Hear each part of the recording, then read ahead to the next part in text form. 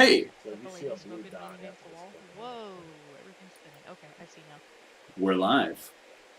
Uh, Hello, everybody. hey there, welcome to the stream, Oh, so folks. the Aries got It's your boy, just blowing in from Coolsville. I'm super excited to be streaming this week. We're not just doing your run-of-the-mill World of Warcraft stream like a bunch of dorks would. Instead, we're here in table Much cooler. something way We're gonna play cooler. an actual fun game. We're gonna play a real game. Uh, We've got The Last Bastion, a board game that is currently being play tested and developed by our good pal Bryce. And we've got him, the game designer himself, and his trusty crew of game play testers. Uh, we're gonna sit down and get a good run through this game. We've played it a bit before. It's seen it on stream for anybody who's stuck around before. But I understand that since my last game in November, there has been extensive updates and changes, lots of good stuff. We're really excited to dig in to see where the game's at and get thoughts directly from the people that are making it. So I see a couple of folks already jumping into chat. I'm hoping to get some questions and things from chat as we go. But Bryce, we've got somebody who's never played before, so why don't you get us kicked off? Give us a little rundown of what the game is. What should we be thinking All right. about? So the game is a combination of worker placement, deck building, and like area control. What we're going to be doing is trying to. There's citizens, there's gold, there's basic resources, there's art and resources. We're going to be trying to spawn our little guys, move them onto the map to these locations down in here in the middle, and then activating them to get effects. So as you can see, I currently have Hearthstone cards as placeholder, just because the software is quick to the use. artwork we made sucked. But anyway, the way the buildings work is in the top left is a number. So if we look at the lumber mill, the number is 2. That means you need to have 2 people there to be able to use it. The number in the bottom is how many total citizens can be there. So we could all have 2 at the lumber mill, and it would be at maximum capacity. Or if Eli wanted to put 3 there, he would block someone else from being able to use it. So that's where the area control comes in. The mines only has 3, so you could put 3 people there and block everyone else from using it. But then you don't have the citizens used in other spots. So while we're playing the game, you will have cards in your hand that'll let you move citizens. They're action cards. They'll let you do various things. You can also spend gold. In this top left, we have the row of cards here. This is called the action display. All cards cost gold. So in the top left is the number. That's how much gold it costs to buy it. When you buy it, it goes into your discard. If it's a golden card, so like freelancers or help wanted, those cards also activate immediately when you buy them, which it'll also explain. Cards also, such as Solid Investment, have a top and a bottom action. When you play it, you can do the top or the bottom. You can't do both. The other way you can use cards is to activate buildings. So if I had 2 at Lumber Mill, instead of playing a card for its ability, I can just discard it to activate the building. And so on the buildings, so if we look at Forge, which is not a basic building, at the top in the bold it shows how many resources it costs to build it. So when it's up here on the display at the top, we have Winery, Herb Hut, Inn, Port, and Hunting Lodge. If you wanted to build one of those, you'd have to spend the resources in the bold text at the top under the name. When you build it, for the B effect, that's what you get when you build it. So you get 2 for Winery, you would get 2 victory points, and you gain all your income bonuses when you built that. When you build a building, you can also move a citizen there if you would like. You don't have to. And then the bottom, the peasants or cultists. Thematically, nobles are trying to acquire gold and power through money. Peasants are trying to build things, and cultists are trying to convert people and spread plagues. The lore of the world is that it takes place in a land that's been ravaged by a plague. There's basically one little civilization left that we are trying to rebuild. Um, so depending on which faction you pick determines on how you're gonna basically do that. There's 8 rounds in the game. A round ends once everybody is out of cards. So each round we draw 4 cards. You take turns playing 1 card. During your turn, you have basically 3 actions available to you. You can purchase 1 card, you can build 1 building, and you must use a card from your hand. So whether you use that card for its effect, or you use the card to activate a building, you can still also buy a card or build a building, but only one of each. At the start of each round, the reputation tracks function as income. So depending on how far up you are as nobles, peasants, and cultists, nobles get you more gold at the start of each round, peasants get you more basic resources at the start of each round, and cultists get you more citizens at the start of each round. When you gain citizens, they just go to your supply. When you gain any resources, they go to your supply, and then you would have to also play a card or activate something to move them to a location.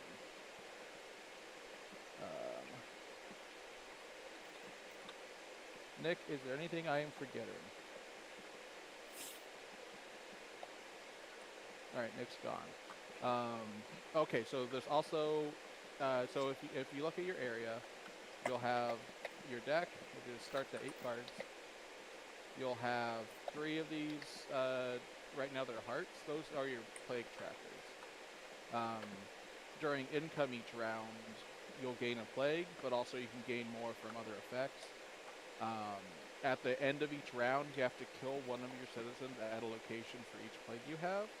So you'll want to either try to get rid of them or just be able to not be as effective. So if you have a ton of citizens out, losing one probably won't hurt you, but especially if you go down, someone goes down cultist tracks, they will give you a lot more plagues, which can be problematic. You also have a spy token. During any point in the game on your turn, you can flip that, and you can draw a card. You can only do that once per game, so if you really need like an extra something, you need an extra action that turn, you can flip that. Or if you want to make sure you go last so that no one can affect your board, you can flip it so that you get the last turn. You could also save it, and if you don't use it at the end of the game, it's worth 2 points. Although I would recommend, like, it is usually much better to use it. The 2 points probably won't be that big of a deal, but it is there in case you think you need 2 more points.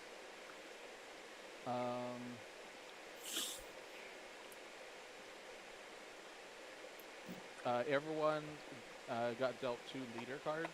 You can pick one to be your leader. I'll pick Crime Boss Nikolai, just as an example. The bold text at the top is what you start with. So I would start with 5 gold and 2 citizens. And then underneath that is its unique ability. Every hero has a unique ability that allows them to kind of break the rules a little bit. So for Nick, for Crime Boss Nikolai, I get to, at the end of each round, kill one of my citizens and get one of these effects. Each hero plays pretty differently. There's a couple that kind of steer you towards a certain track, but a lot of them you can go towards multiple different paths, just depending on how you play the game.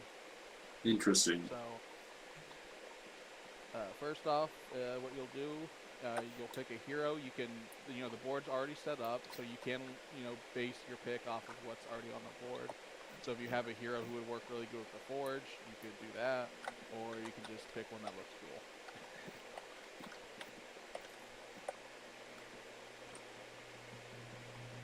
So I have to pick one of them that are in my 2 cards In that are in my hand currently.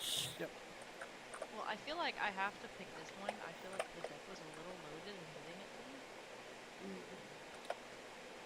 Oh, disgusting. Farmer Royal.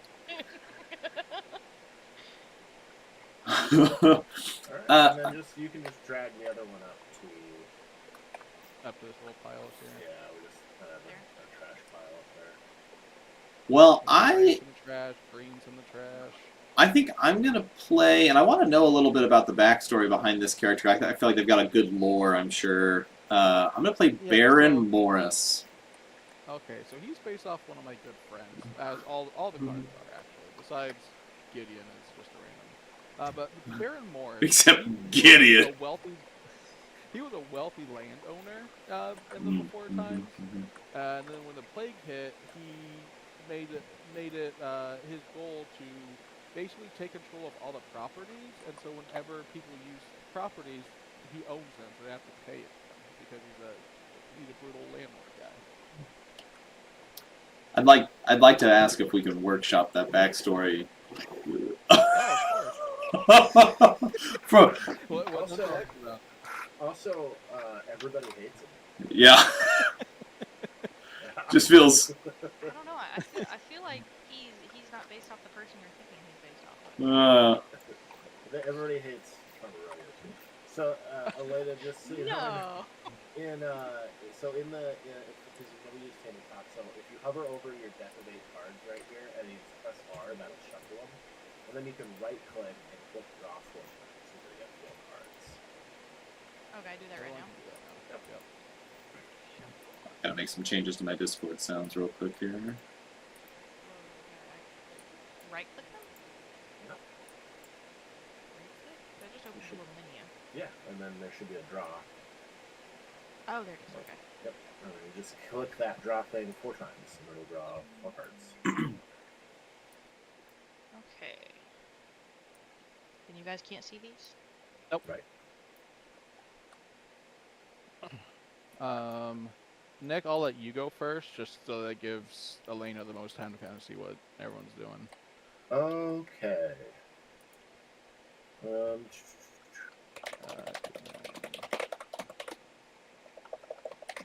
I like your profile picture. And also make sure you collect whatever resources you need. Some citizens. 2, 4. Oh, my coins. And then each time an opponent activates a location where I have at least 2 citizens, I gain a gold. Nifty. All right, and we do have we have 9 viewers in chat. So, folks, as we're going through playtesting, feel free to shout out questions, thoughts on the game. It's time to really start picking the brains of the folks that are making it. I've got a question already. And it's, what in the name of Spy vs. Spy is this Dastra art?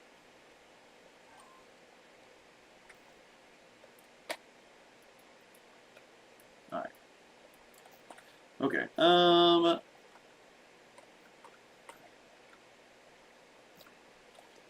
a look at my options again. It's just dropped your stuff out so fast.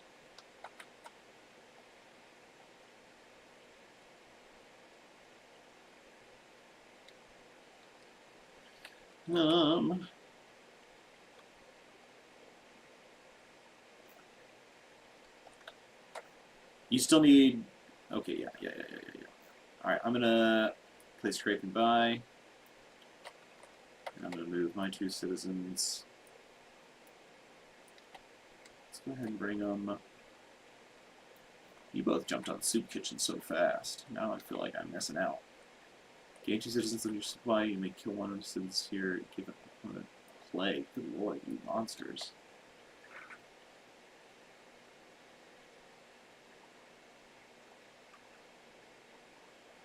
I think I'm just gonna keep it simple. I'm gonna drop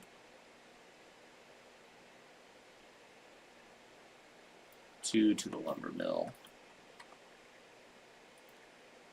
That's all I do, right? I'm not missing anything.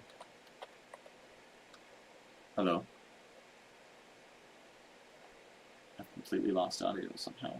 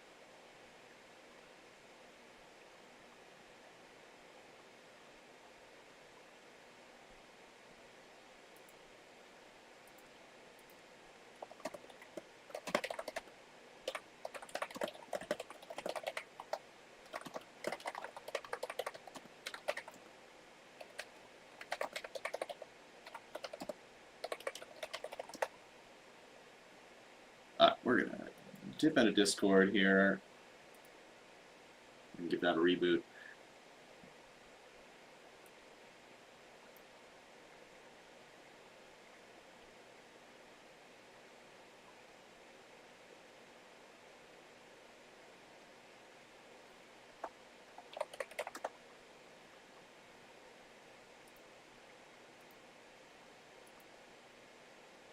Hello? Hey Are there. you there? I'm back. Hey, I hear you. I don't know. I don't know what was going on. You guys were talking, and then the conversation seemed to just naturally get quiet for a second. People were taking turns, and then it was my turn, and I was chatting, and nobody said anything. And I thought, that's weird. Nobody's talking. Nobody's answering any of my comments. Well, you better re-answer the question then, Bryce. Okay. So, in the chat, someone asked if I had inspirations for my design. Also, Elena, you can take your turn now. If you need help, just tell me to shut the fuck Yeah, up. I just didn't want to interrupt. All right. So I take people and I move them to one of these things in the middle. Yeah. So you Then- have to play a card that lets you do that though. Oh, okay. I have to play a card that lets me do that. There So are. like you'll see, like you'll have refugees or scraping by, and or some other cards, and they have a top thing they let you do, and then their bottom thing. Like for scraping Well, I by, already that Eli just have played. citizens, Yeah. So you Right. can just but I have to move. play a card to move the citizens. Okay. Yeah. And then, so like this number in the cards in the middle, the locations in the middle, the bottom right-hand corner is the shield. Is how many people can be in that location? Yep. Okay. So and then the soup top, kitchen what is is full. the top left? The top is how many people you need there to activate it. Okay. So like soup kitchen, we have 2 there. Now on our turn we can discard a card to activate the effect on it. But if one of you guys got booted out of there, then you wouldn't be able to. Correct. Okay. I'm gonna come in swinging. Yeah. I want to see it. Yeah. You know, Farmer Royo, you know he loves his violence, and he's gonna But he use force. hates Bryce. Ooh. He hates Bryce. And he does does hate me. Bryce. He's told me Bryce that. has been many so times. mean to him for so long about so many things. So, I'm going to choose a location and kill any one citizen there and move one citizen there. So my blue citizen's gonna come on up over her, and he's just gonna knock one of these white guys down a peg. Oh, an excellent play. You guys just really want Nick to win. Yeah, I was gonna say that only helped Nick.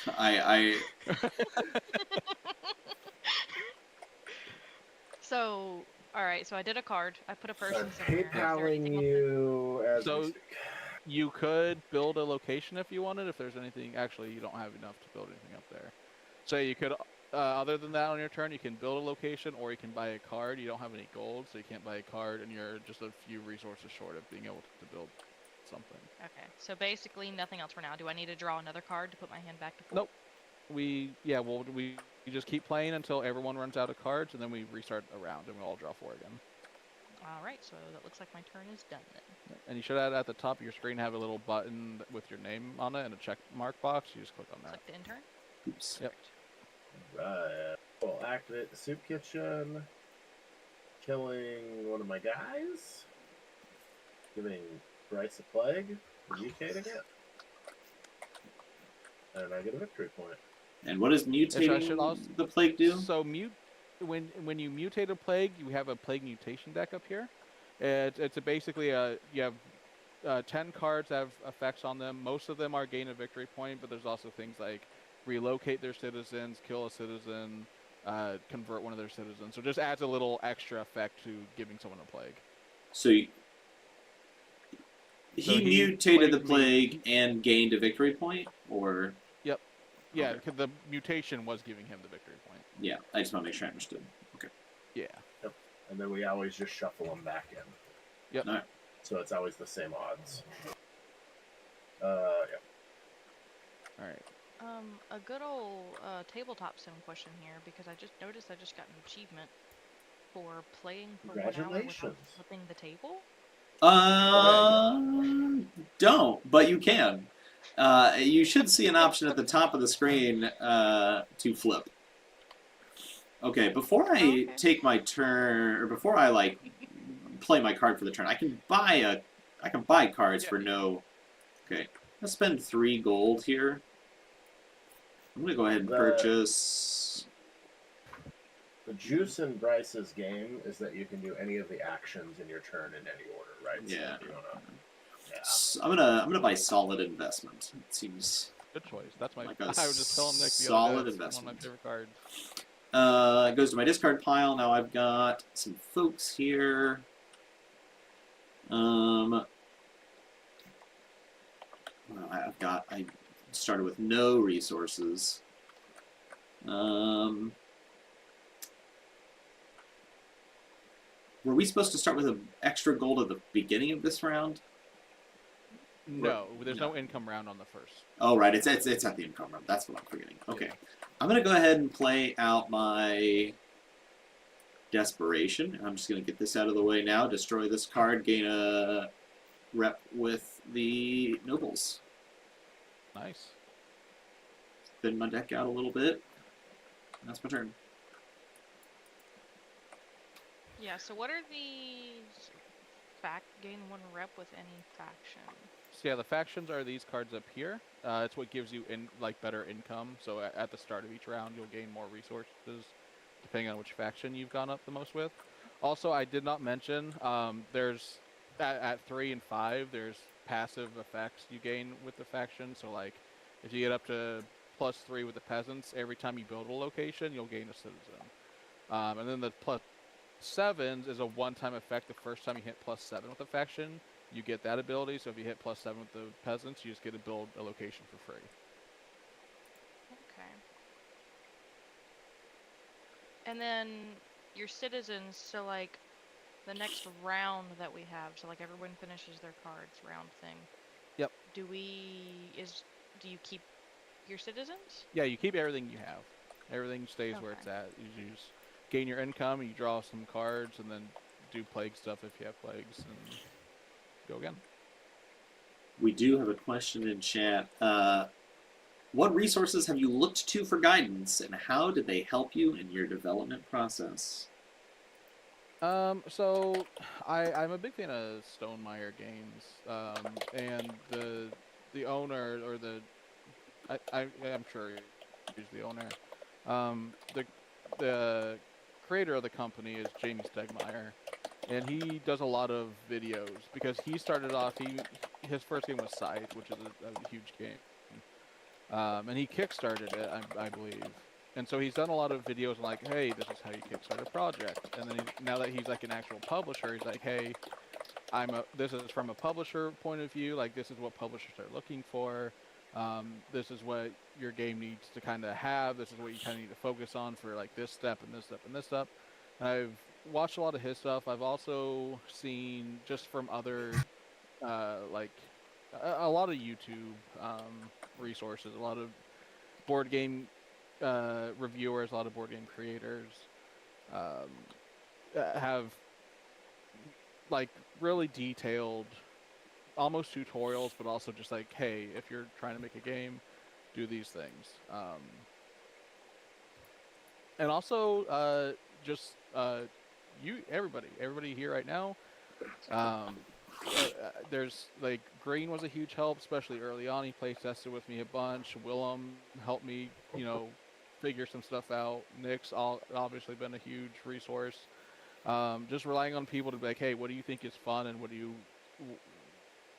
think works the best, and focusing on those things, because the game has been narrowed down so much to where like what's left in the game is all the best parts of it. Because there was a whole bunch of other systems that just weren't working right, or they clogged it up, and having people to tell you, hey, get rid of that, it's not working, like that, honestly, that's probably been the biggest help. I like Good that. question, Lloyd. Yeah, so I have 2 people here. I can't activate that until my next turn, correct? Right. Yep. Okay, perfect, I'm done.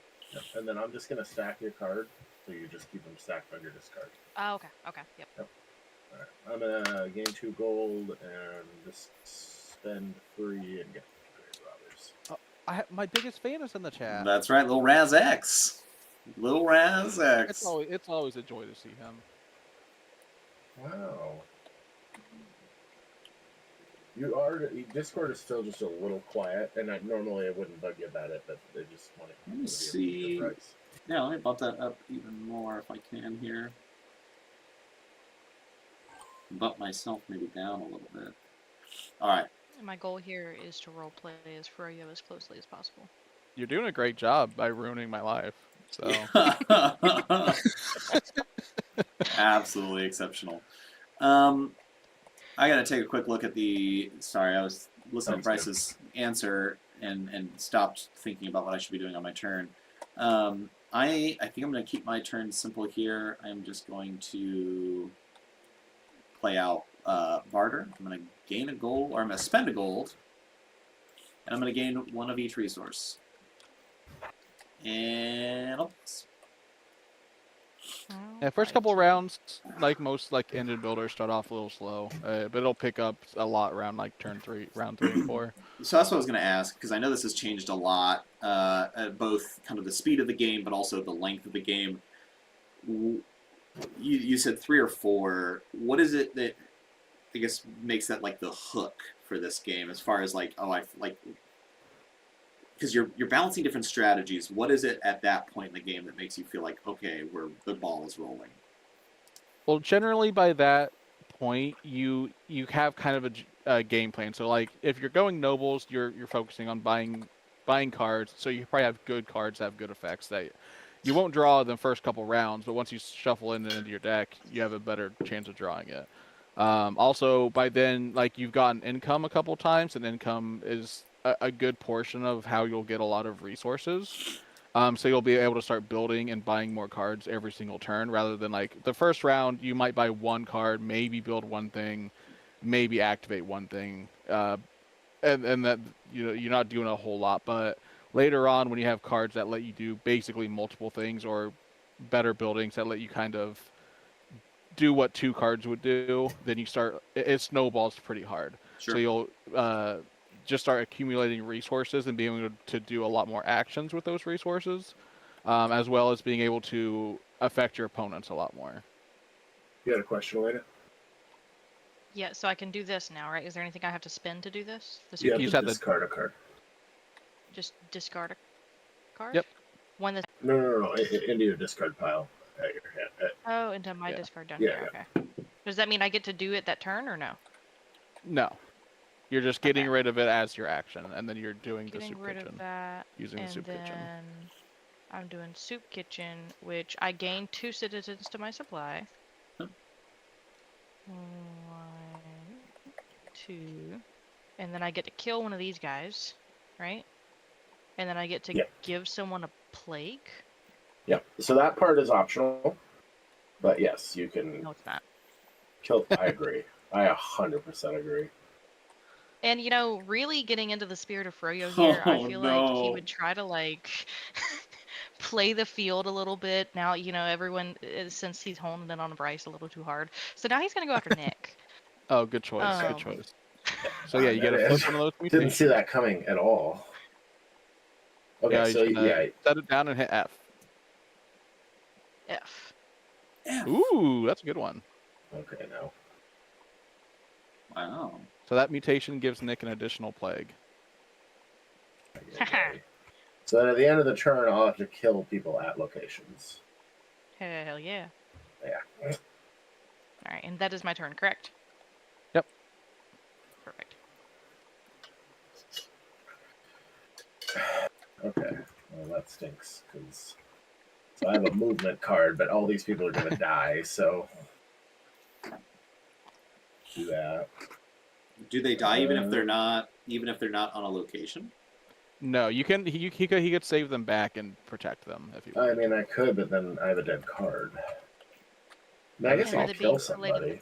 Turn. Yeah. Maybe I'll do that. All right, so we will kill Elena.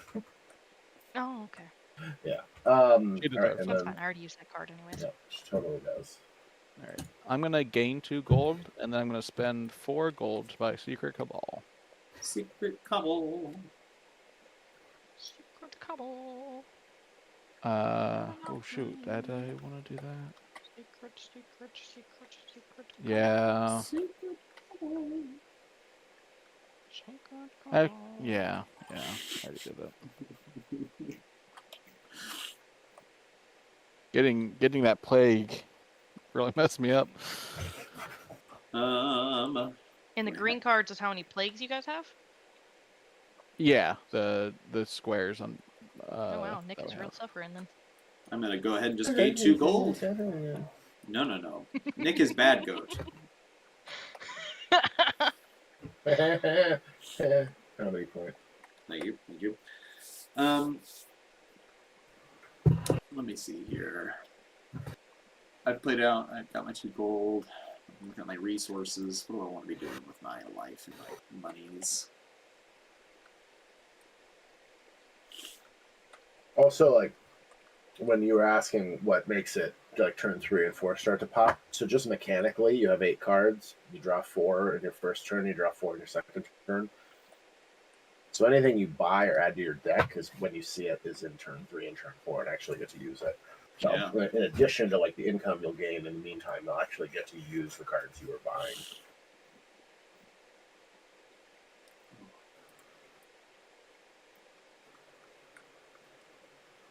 That's when the exciting stuff starts coming out. Yep. Why is desperation just sitting up here? Eli burned it. So on its effect, when you play it, you can destroy it. That makes your deck better. Oh, it's my turn now. I'm sorry. Yep. Oh, that's okay. All right, move to citizens, and I'm gonna take these 2 little blue guys, and I'm gonna bring them over here to the lumber mill. And I think that's all I can do for now. All right. So now that everybody is out of cards, it'll go to the end of the round. So the way the end of the round goes is if you have a hero that has an end of round ability, such as mine, I could use that now. Oh, do you want to use that to kill my guys? I'm going to use that to kill my guy. To go up 1 with the cultist. And then after that, so everyone activates your plagues. So me and Nick got to kill people. So Nick has to kill 2, and I have to kill 1, but I don't have anyone left out there. Sick. And then we will. And then you get your income. So you'll look at your tracks and see what it says. For you start at +1 with everybody. But if you've gone up, then you'll get more. 1 basic resource. All right. What does that leave me? 1 citizen. Also, as an income, you always gain a plague, so everyone should have 1 plague. What? So I got to get a plague now? Yeah, you get a plague now. But if you get up to +5 with the nobles, they have healthcare, and you won't get the starting plague. Oh, did somebody already give me a plague? Healthcare. Yeah, Bryce likes to do the maintenance. Oh, okay. I'll just send my plague. I already have a plague. He's touchy like that. So you ultimately want to get up to the nobles who have healthcare? It's an option. I mean, if that's your plan, you don't have to. But if you get 3 plagues, you die? Plague annoying. No, if you get 3 plagues, you just have to kill 3 citizens at the end of the round. Jesus. So like for each plague you have to kill 1 of your guys. That's why me and Nick have no one out there now. You don't die, but someone will.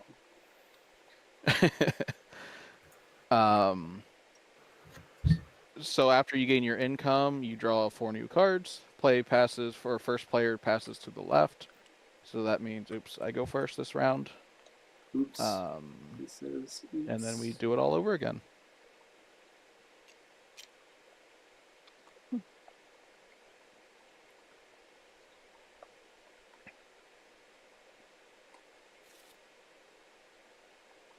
So for my first maneuver... Oh my goodness, what did I do? No, I did the right thing. Okay.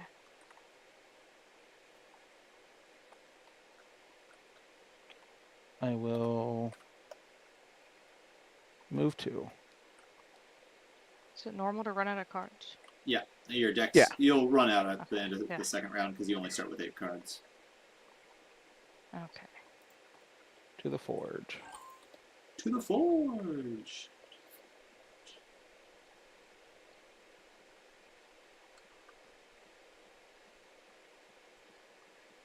Actually, Elaine, on your turn, you have enough to build the herb hut, which gets rid of your plagues too.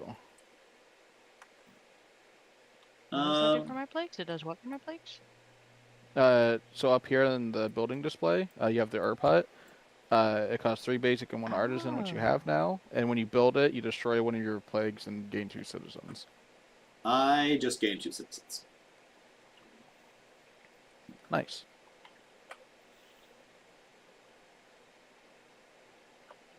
That must be. Oh, wrong area. Okay.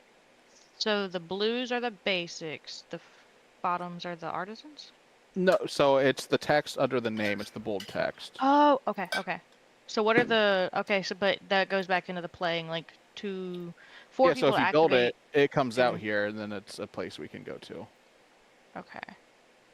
So then we need 2 people there to activate it. Yeah. It keeps moving. I'm trying to read it. No, sorry. Let's gain 2 citizens to your supply. Okay. And I can build a card and use another card? Yep. In one turn? Yep. Okay. And the B is what you get when you build it? The Yep. A is what you get if you activate it with people? Correct. Okay. Huh. And it is your turn, Elena. Yeah, I'm looking. I didn't know these cards up here were an option too.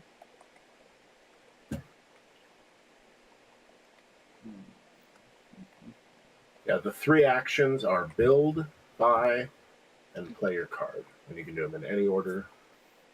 For now, I'm gonna play it. I'm gonna bide myself some more time. And I'm gonna...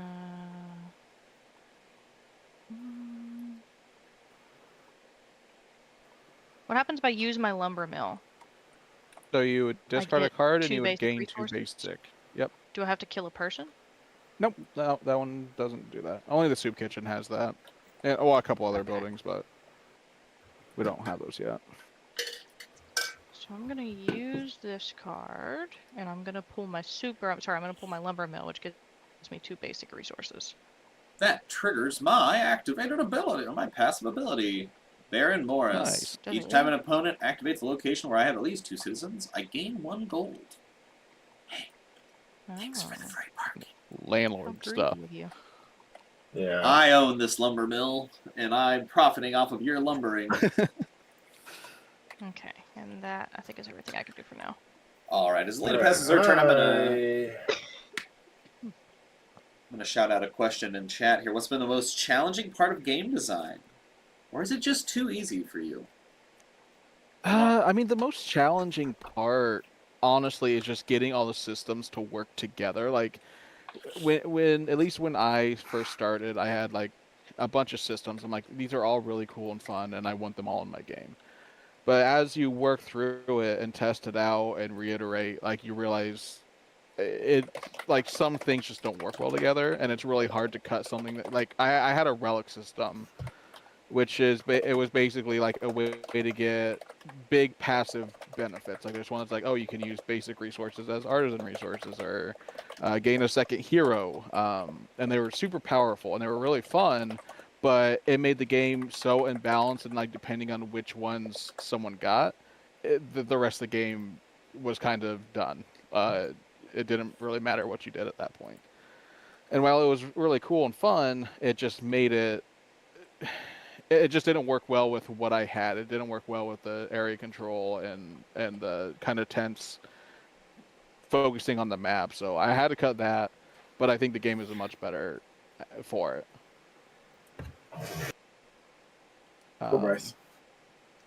I'm gonna activate the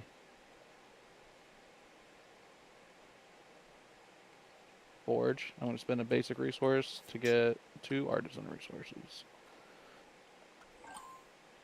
I am going to play refugees. I'm going to move 2 of my people to the forge as well. Oh, It seems like a good spot. You gonna buy a card? You got so much gold. I have 5, but I kind of want Warmongers. We'll see if I can score some extra gold here. I really like Below Table Deal though too. Like it's a card made for me. Like I'm gonna go ahead and pick up Below Table Deal. And as I pass over to Elena, I'm gonna ask a question about the market. One of the systems you've talked about is changing systems and things. The market's been here since the beginning. And I know one thing you've done is like refreshing the displays. Where do you feel like how I guess have you determined the best way to tune things like dead hands, where it's like the markets, the displays have kind of been stagnant. Like you've got it right now. It refreshes in round 4. That's effectively the halfway point of the game. Yeah. What was the tuning process like for that? So yeah, originally there was a lot of times where there was just a dead display, no one wanted anything, and honestly, a lot of that was just like better balancing the cards to make them more interesting or more like generally usable by everybody. Because they also used to be more specific. It's like if you weren't going like a full gold build, you could not use this card. I've gotten away with a lot of that. Like Living Wage right now lets you move 2, and you can spend 2 gold to move 4. Almost anyone can use that, but obviously if you have more gold, it's easier to use. So. But you also need the citizen, so if you're in the cultist, it's easier to use. So there's multiple different tracks. I've also added like the gold cards where it's like if you buy it, you get an immediate effect, which kind of urges players to purchase those cards, which will cycle the display a lot more. Sure.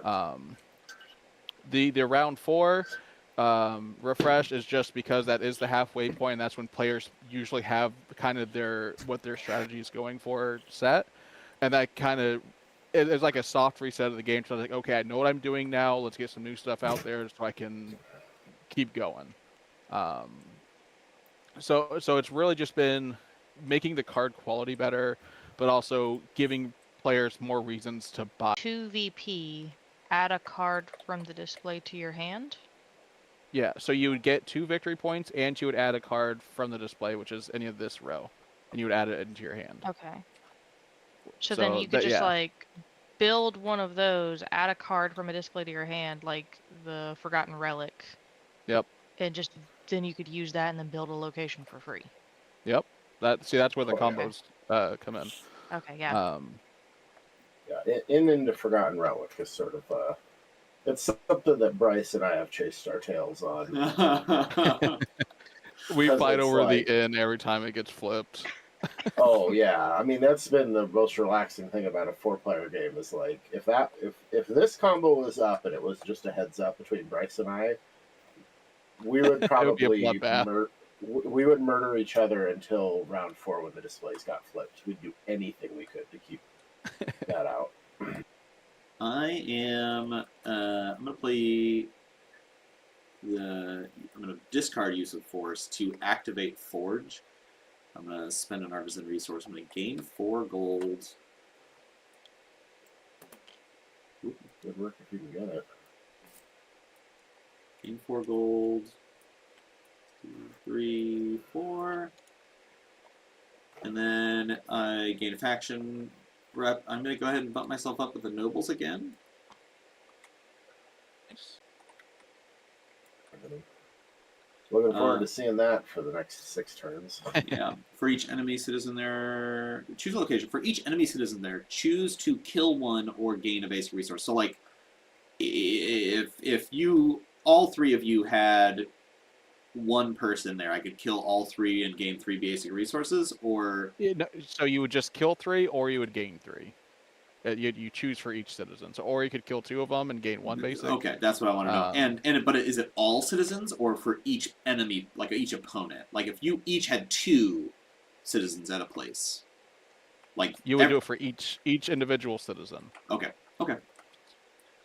And then if I have +4 with the nobles, I can choose to gain artisan resources. Cool. All right, that's. Oh, and I get a basic now because I am level 3 with the nobles. Wait, why do you get a basic because you're level 3? Do you get that? Do you get these every turn? So the +3 or the 3 and the 5s are passive effects. Oh, So okay. that happens On anytime that's acquire. triggered. Yeah, so each Okay. time I acquire a card, I get a basic, which is handy dandy. Making sure I wasn't missing something. Yeah. I'm Like, gonna what? play Scraping By, move 2 citizens, take these 2 guys, and I'm gonna move them over here on the mines.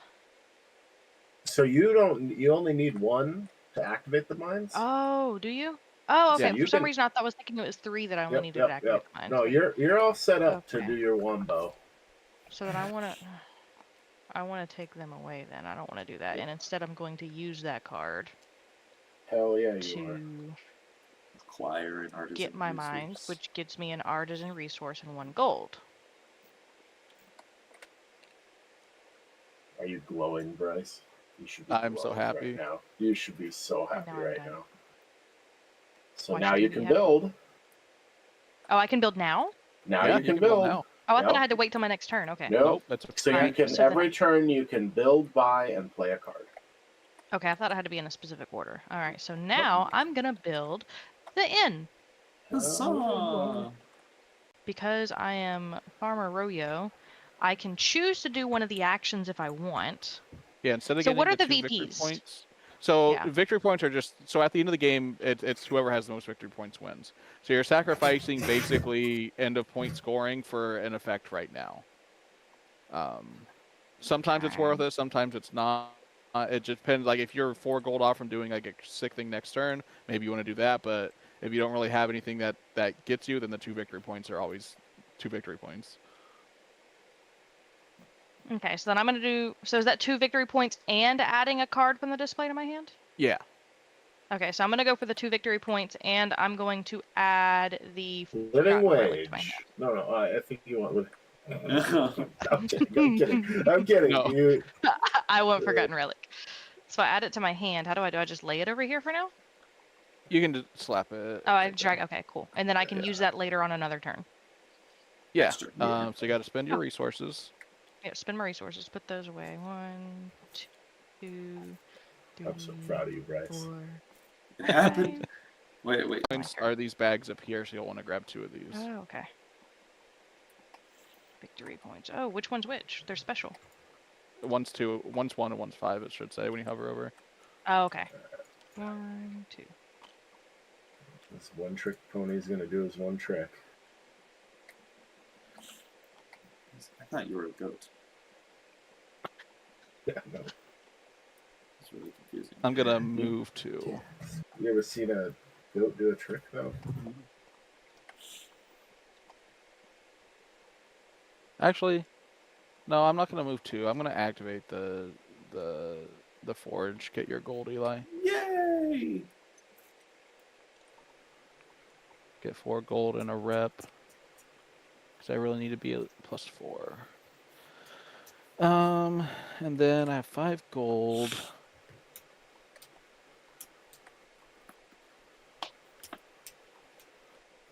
I could get Mad Scientist.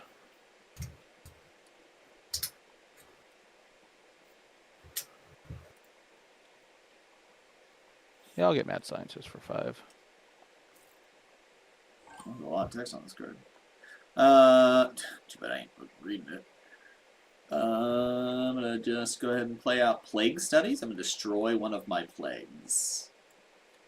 Nice. I just flip that down, right? Yep. Cool. That's a treasure card. So up here, it's this card right here. It's literally just a dead card that gives you 3 points. Oh yeah, so the cards you buy in the bottom is how many points they're worth at the end of the game. I did not explain that. Oh, those are how many victory points they're worth? Yep. Yeah. Oh, But if you do draw it, it's a card that doesn't have an effect on it, so you just have to use it to activate. Okay. I got a decision to make.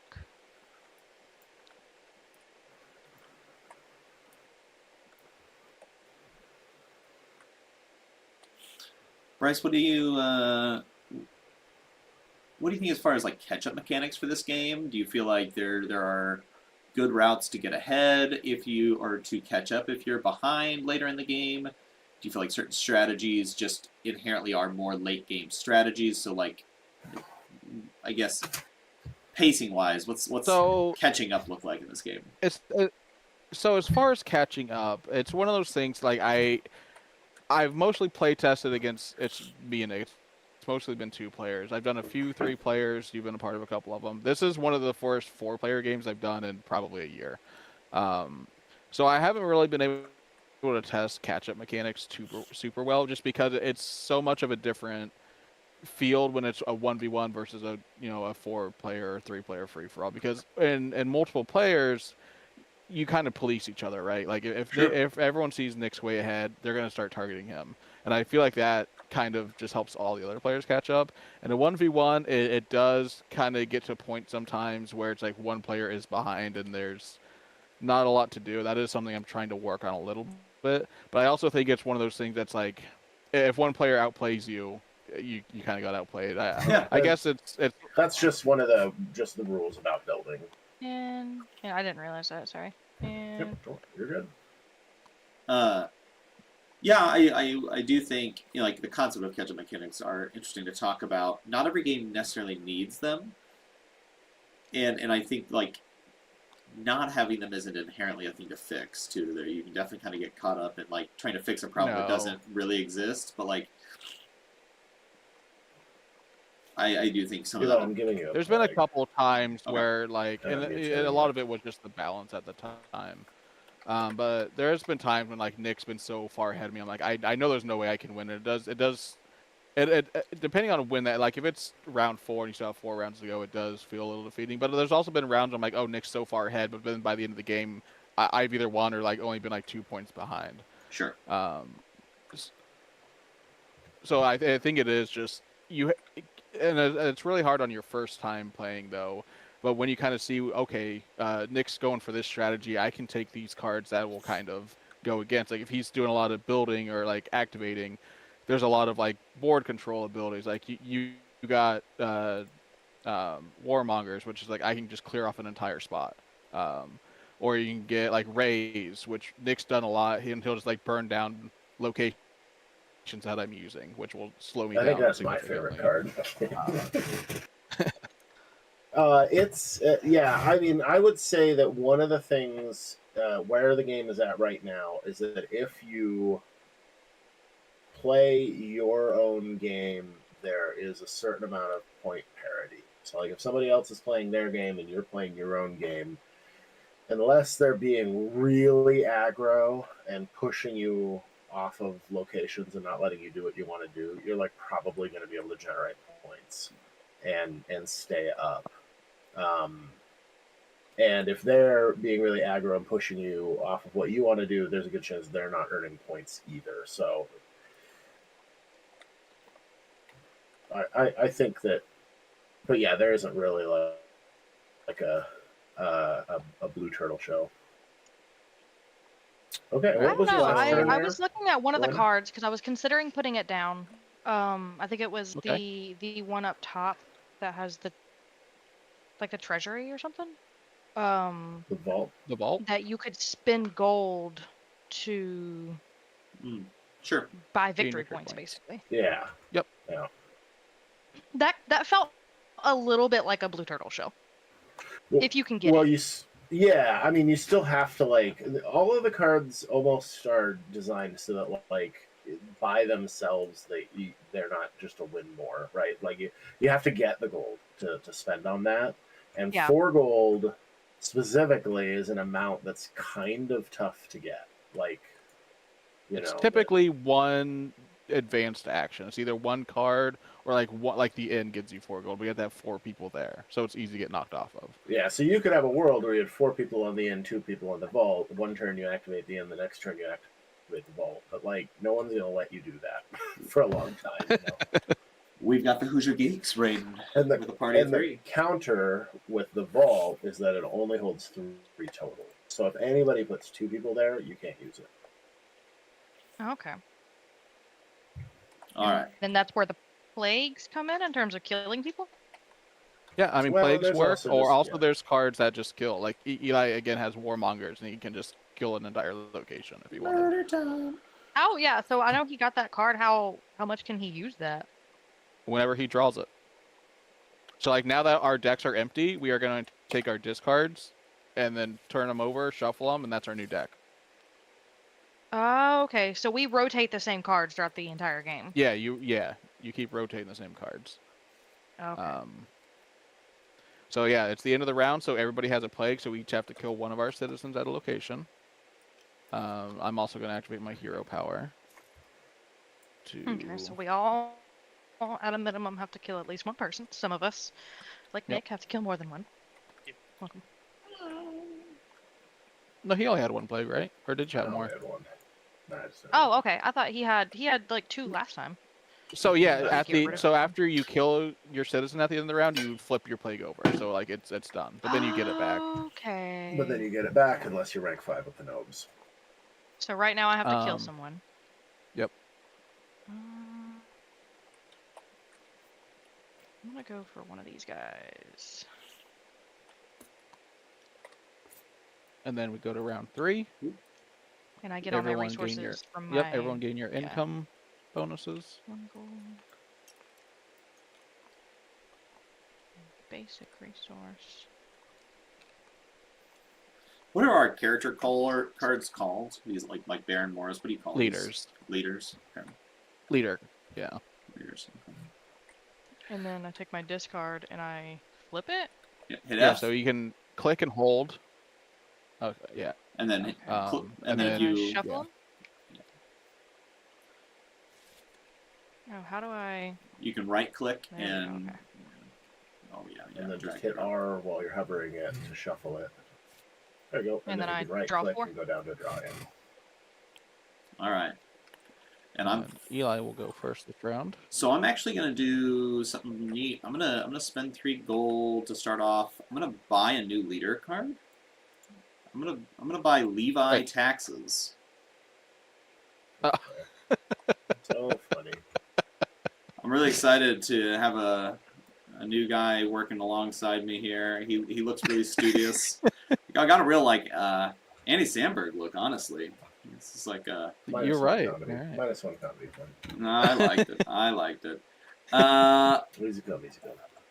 Okay, so I've spent my gold. I gotta look at my cards for the new turn here. And you don't forget you get a Everybody should basic have a resource flag. when you acquire a card. Oh, neato, gang. So I'm gonna buy another thing. Can I buy more than one thing? You can only buy 1 per round or per turn. Okay, so So I can't next get when this. I'll have all those on my gold bag because I'm an idiot. I'm gonna That's a build negative right there. the hunting lodge. I'm gonna drop it right here. On build, I get a victory point. I can search my deck for a card and put it on top. Grab my victory point. Let's go ahead and search my deck. Let's go ahead and move that up to the top. You need to shuffle the rest of your deck too. I need to put that on the card. I keep forgetting. Just like any good tutor would. Yep. Okay. That's that. So I've And then you also get to put a citizen there if you would like as well. yeah, get my guy out there. Move you, citizen. You're here. Discard the top 2 cards to your deck and gain gold equal to their costs. I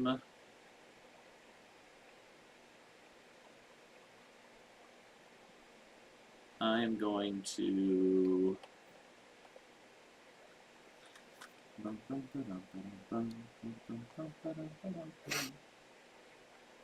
So we got a question about tariffs, and yeah. um, so, like, normal people probably don't know, but a lot of board game components are made in China. A vast majority of your biggest publishers, almost all the production is done in China, and then it gets shipped to the U.S. For distribution, and everywhere else in the world.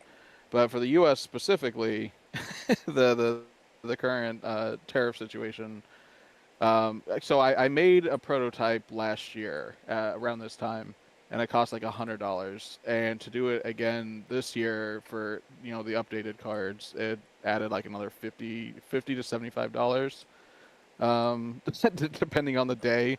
So yeah, it's been a significant bump.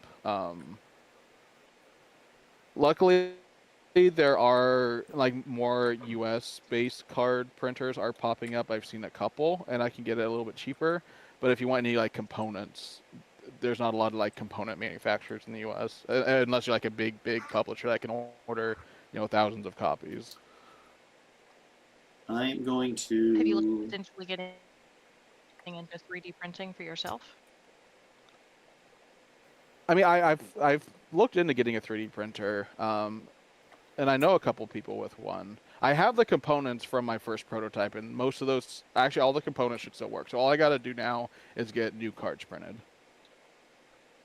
I'm going to discard a card to activate the Hunting Lodge. Now that I've Okay. stacked my deck, I will flip over Warmongers. And what's this? And 9 gold. solid investment. I'll take 9 gold. Unbelievable. 3, 4, 5. It has never occurred to me to do that, 7, Bryce. 8. Yeah, that's why I designed it that way. We've just never done that. It has never occurred to me to put an expensive card like Eureka or something there and then flip it. And I have bought, built, and acted. So that is my turn. I think every time I've Okay. ever done that, I've just flipped 2 basic cards. Well, I kind of looked at it and I was I'm like, gonna use Forgotten Relic, I got a way I could use this. Holy crap. and Oh. I'm going to build Hide. the Herbalist Hut for free. This is going to be a real problem for us, guys. I forgot that this is a card Yeah, she we just gets to gotta- keep. Yeah. Oh, yeah. And that gives me 1 VP, and I get to destroy one of my plagues, and I gain 2 citizens to my supply. Yep. So I get a VP. I destroy my So this is the point when we all start targeting Elena. Yeah. destroy one of your plagues. What does that mean? Just flip it over? Yeah, just flip it over. Okay.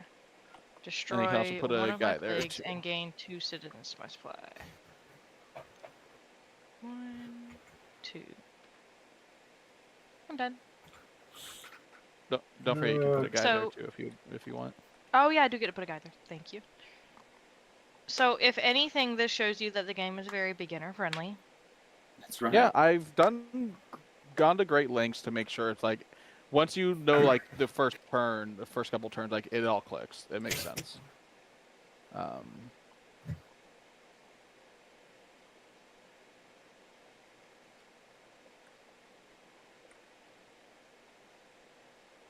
I'm gonna play Mad Scientist, since I'm at least +4 at the cultist. I get 2 citizens first, and then I will kill 5 citizens to draw 2 cards, and also I'll kill. You can kill citizens that aren't in the town. Yeah, it'll say specifically if it needs to be at a location or not. Mm. And then I will kill my last 2 guys in order to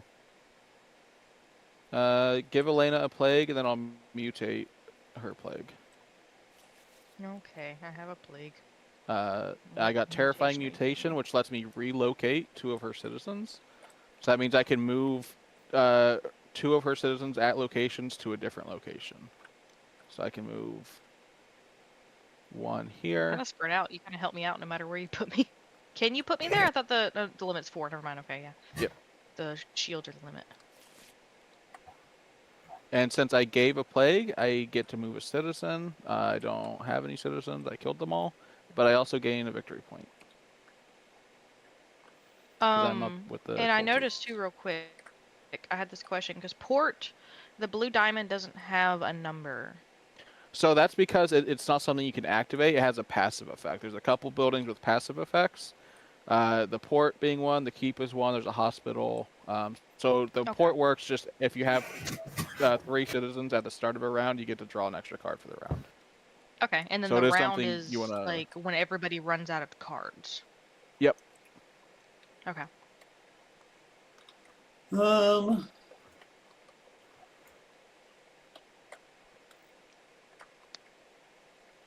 I'll take this time. I should also explain the way victory points are totaled at the end of the game. So you can get victory points from obviously your victory point tokens. You get victory points for the cards you buy, the red number in the bottom. You get victory points for every citizen you have at a location at the end of the game. And then you can gain 2 victory points if you haven't used your spy token. Bryce, did you draw a card? You draw your 2 cards. Oh, I did not, thank you. I'm going to. Oh, I never flipped my play gun from earlier. Or no, we got one at the beginning of the income. I flipped yours back over. Sorry.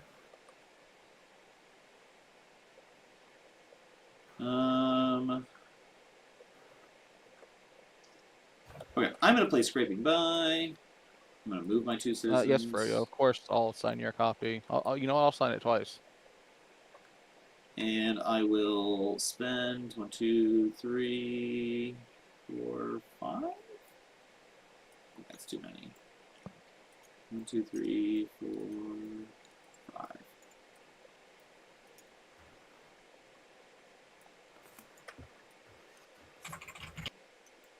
Thank you.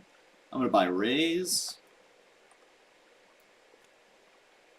Nice. This is the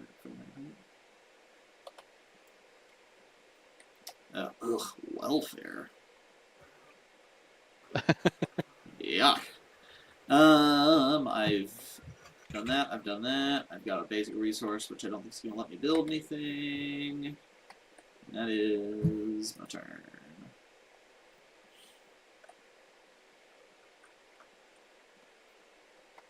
So this is do when I destroy.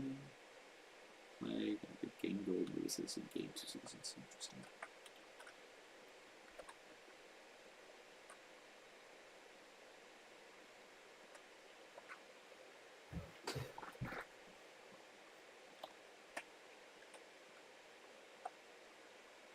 I need to start building Okay. stuff. I am going to play Scraping By. Move 2 citizens. I can move them from cards? Yep. Yep. Okay. Now I'm going to move this one from the forge to the inn. And I'm going to move this one from the market to the inn. Got a question in chat here, and I this is one I'd like to elaborate on some. How do you tell if your board game is good? Yeah. And I've got I kind of a follow up to this, but I want that to be the opening piece here. Alright, so the way I tell if a board game is good is if I can get like 1 or 2 guys to play it like repeatedly with me every day. I currently have that, so I think it's pretty good. All right. And maybe in the same vein, you're playing it a lot. From a playtesting perspective, when do you decide something needs to be changed? Like, Oh, so this is actually a really good question. So there's been multiple times. There actually Gideon, the hero Gideon. We'll take him as an example. When I first kind of started playing him, I was playing with Nick here, and he seemed really strong. And like originally, he only got like 3 gold, 3 citizens, 3 resources to start out with. And I had an insane turn 1, just an insanely good turn 1, because like the way he works is he doesn't get rep, but when he gains a rep point, he can instead choose one of the 3 bonuses at the bottom. So like I was able to build like there's a card the courthouse, which gives you 2 rep with the nobles, and I was able to get that, and I got like 6 more gold off that, and I was able to use that 6 gold to buy a card, which also let me do like another thing, and that was all like the very first turn of the game. And we were like, whoa, this is like insane. For like at turn 1, I already have 6 gold. Built a location, so I got the 2 rep. I put a citizen out for free, so I was like on top of the world. I'm like, okay, this is too good already. And then we nerfed him in the middle of that game. sure. The game progressed, and I got absolutely destroyed because it was a real the way like Gideon is the definition of he's incredibly strong early game and incredibly weak late game. So you have to use that early game tempo to stay ahead for the later rounds because the rep is very good. If you're not getting the income from the rep, Yeah. you fall behind pretty hard late game. So we've gone forth. We will finish a game before we change any cards. And it's more like it's really hard because unless you're playtesting the cards, like we don't have huge data tables. So like, oh, we've played this card 800 times and it's won Right. has an 85% win rate. Like we don't have anything Yes. like that. So a lot of what I do is based on feeling. If something just feels unfun or it feels oppressive, I will slightly adjust it.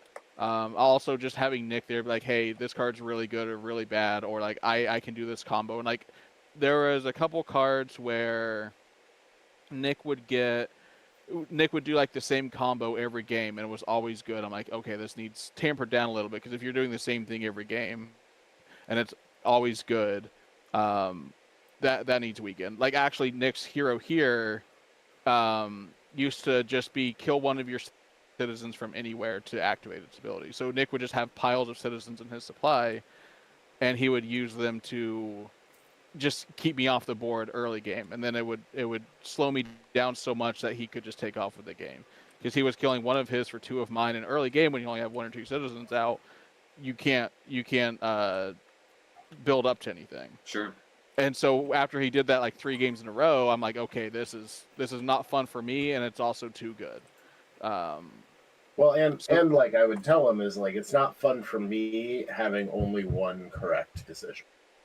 Yeah. Right. Like I don't want where like you only have like there's like the correct play and every other play is like a distant second. Like that feels bad, right? It's all this stuff to do, but you're like, no, all I want to do is this one mechanic, and that's where like Bryce then made it so it's very difficult to have a hero that gets everything they need from one track. Like you almost always need to like Eli right now is extremely strong. Actually, he has a ton of people too. Why do you have everything? I was gonna say, but like you probably don't have a lot of people. But now you have people everywhere. Speaking of, But I'm gonna activate Herbalist's Hut. I'm gonna do something here. I want to make sure people see what I do. I'm gonna activate the Herbalist's Hut. Destroy one of my plagues. I'm gonna gain 2 citizens as my act from the Herbalist's Hut, and then as my second thing for the turn here, I'm gonna turn in 4 gold. To buy Declare Loyalty. When I acquire Declare Loyalty, I go up to Rep. I'm going to choose to put that in the Nobles. I'm now rank 5 with the Nobles. I bump down 1 with the Cultists and the Peasants. I'm 0 rank with the Nobles, or with the Peasants and the Cultists. And that's my turn. Sorry, Nick. Cut you off a little bit there.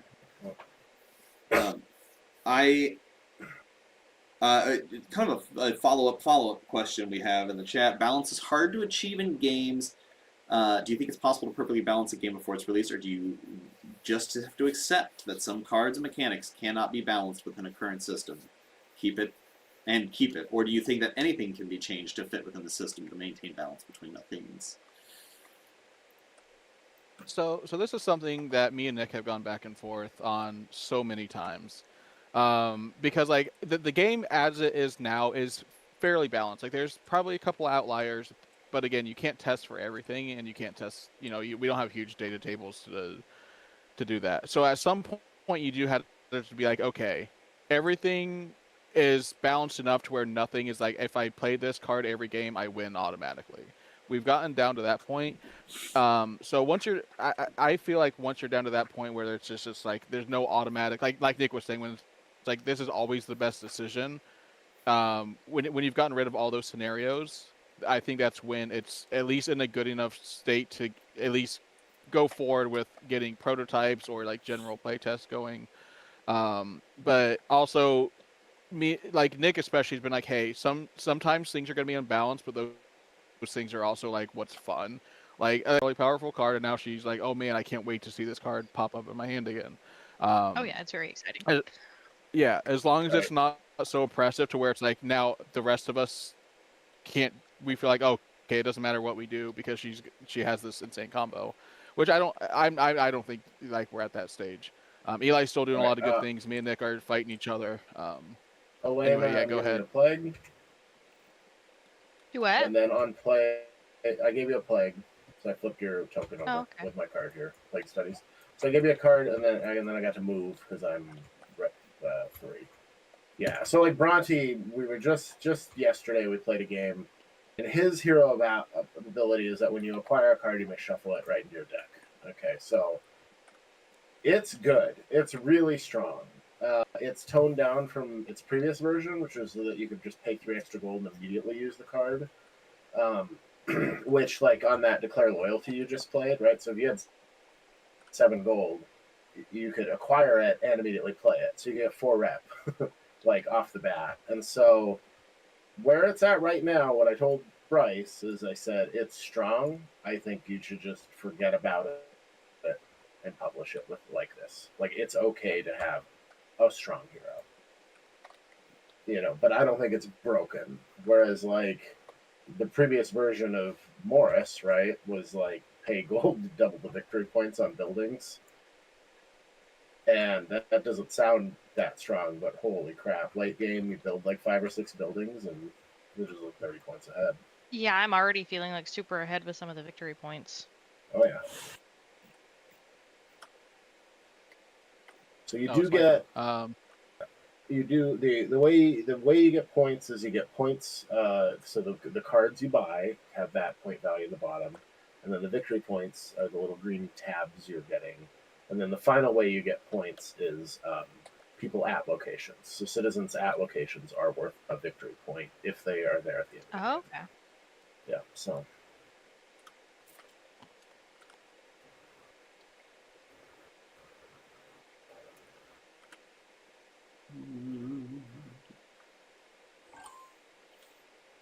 Okay. I am going to discard use of force to use the hunting launch and discard the top 2 cards of my deck, gain gold equal to their costs. 3. Gain 3 gold. I just got an achievement. And 3 gold, I will... I was looking, okay, it looks like the cards have gone down. No, I compared to... Why does Suffering have so many cards? So I had Mad Scientist, which let me draw 2. Okay, I know I looked down at one point and we all had like 1 or 2 cards left and you were at like a full hand and I was like, what the heck?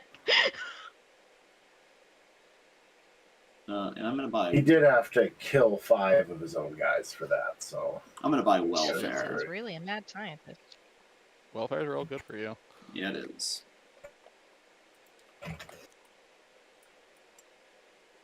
Okay. I am going to use Desperation to activate my N. My action is going to be to spend 2 gold and gain 1 reputation with 2 different factions.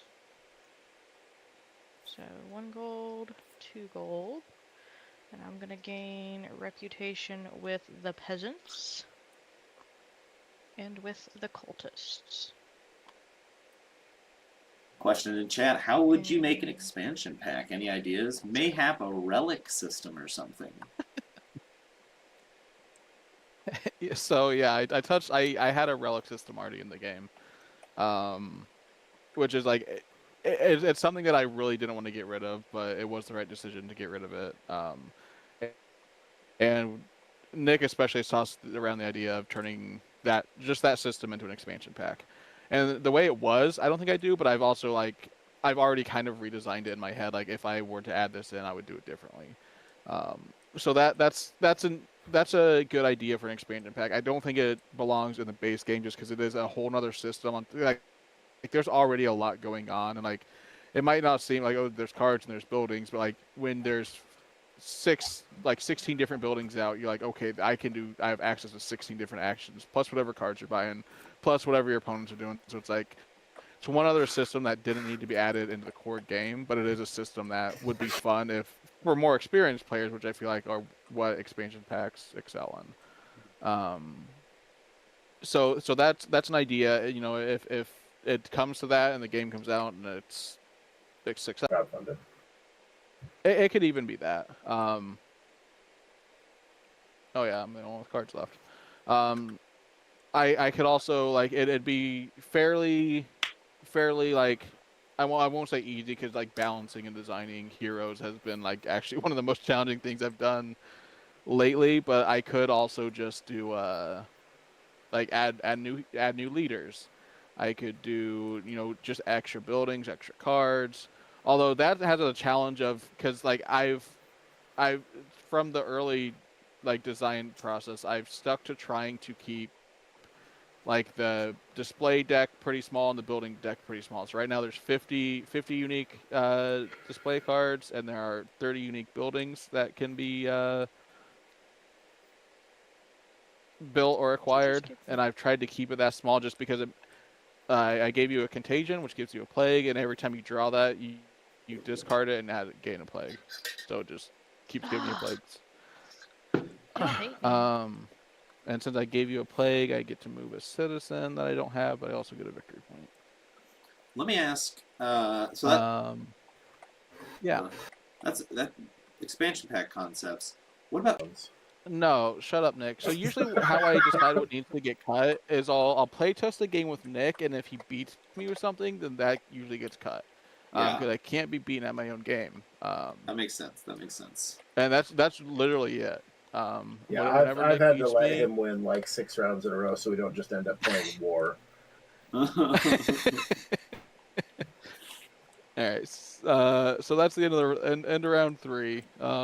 So I get to activate my hero power, and then everyone gets to kill people for your plagues. Lena, you got to kill 3 people. Nick, you got to kill 1. I got to kill 1. 1, 2, 3. Wait. 1, 2, 3. We go to round 4. Everyone gain your income. I already grabbed my gold. 1 gold.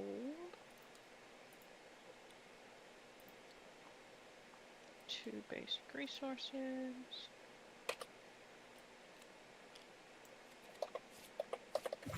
2 citizens.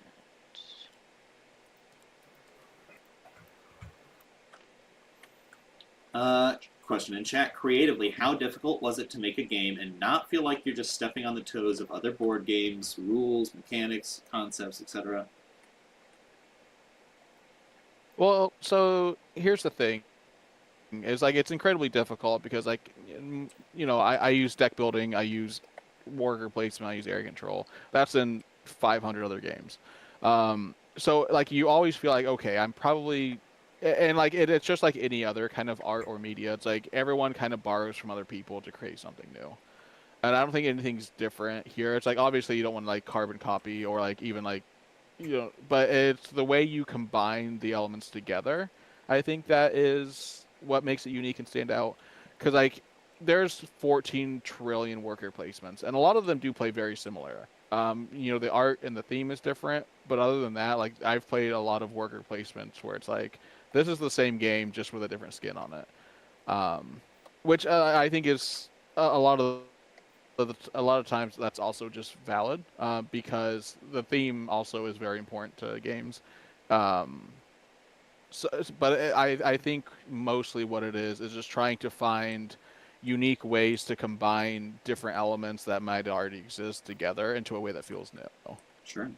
Your juice, though, I'm just going to say, your juice, though, the thing that I think is somewhat unique is getting to do all 3 actions and doing them in any order.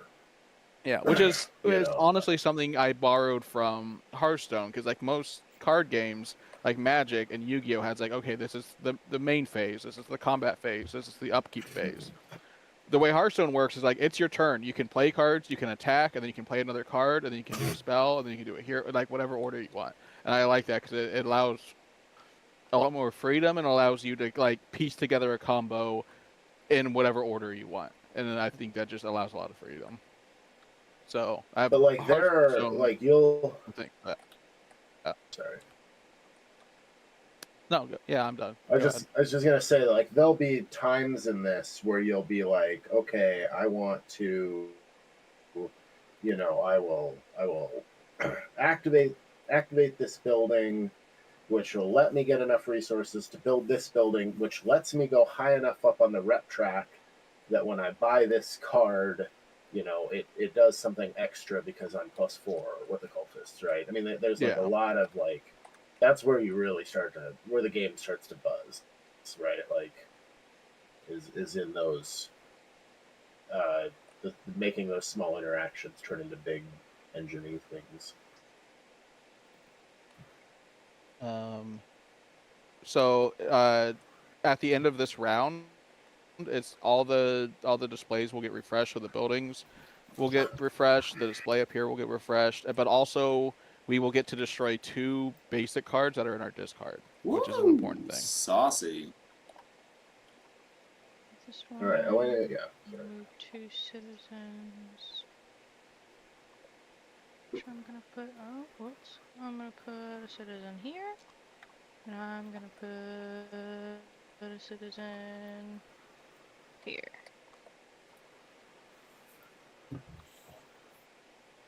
And that is that. What's the art Alright, style you want to move towards with your art for your cards? That's a good question. I've thought about a lot of different ways to go with it, and I'm not sold on any yet. Originally, I wanted it to be kind of like a dark gothic style, just because that's kind of what I like. Nick, when he started playing it, he had a really good idea where he had more of a more cartoony style, but he had like the theme was like, okay, actually, we have the nobles, peasants, and cultists, but what if they're all they're all cultists, but they just are a different like flavor of cultists. So it's like you have the noble cult, the peasant cult, and like the plague cult, and based on what they were, is like if you were the peasant cult, it would be like people in cultist robes, where they'd be like an apron or like a chef's hat, and then nobles would have like a cane and a monocle, but they'd still be in like their robes and stuff, which is like a really funny, and I do think that stands out quite a bit. But then I was like, okay, well, let's see if we, I tapped into one of our friends in the Discord, and he's actually started doing some art out of the goodness of his heart. So like Nick's hero over here, Dastra, we got the art done for him, and like we were blown away by just the art, and like the card backs are also done. There's a couple other ones that I don't have loaded in the game, but like he did one for Market, and it like tells a complete story. Like it has a cultist like hunting a bird, and then it has a cultist cutting the bird up and plucking its feathers out, and then it has a cultist at the bottom selling the hats and the meat. So it's like it's showing the whole like a whole story of like getting a bird, processing it, and then selling the parts. And it was just it was really good, and it was really funny.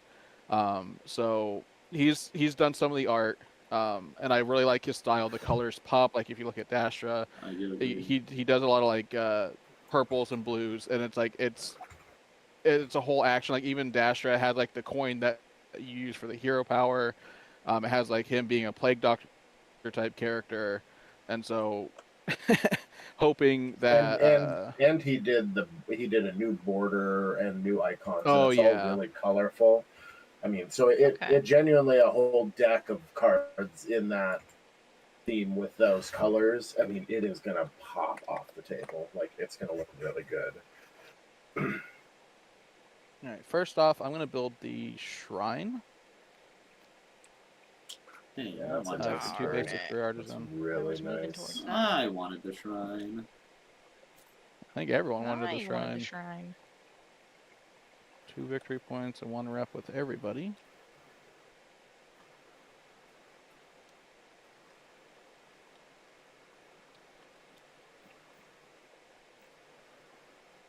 And then I will play Cruel Experiments.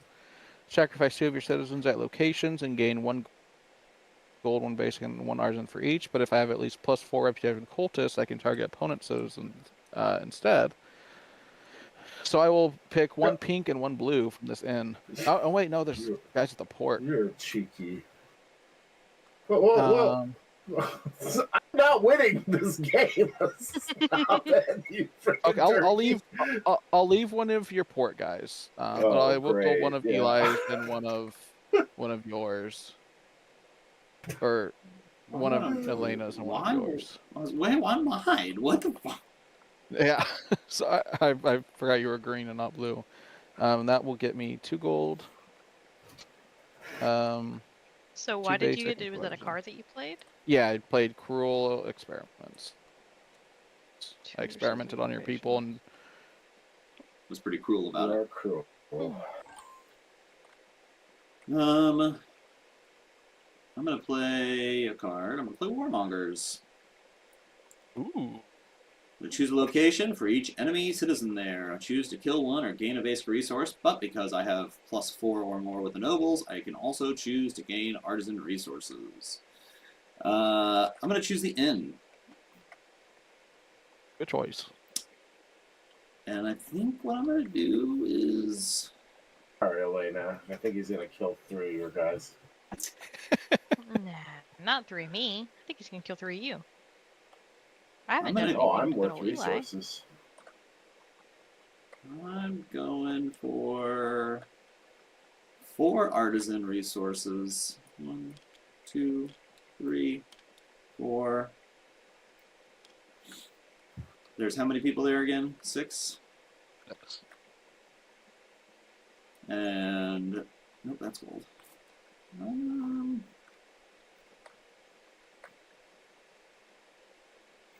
I'm gonna just grab 2 basic resources too, because I don't have income. This nobleman is strapped for cash. That's my 6 resources. I'm gonna spend. So that was the card I played for the turn. I'm gonna turning 4 artisan resources to build. I'm gonna build the courthouse. I gain 2 VPs. And I do another thing. These mod points get together. Eli's doing a sick turn. 2 with the nobles.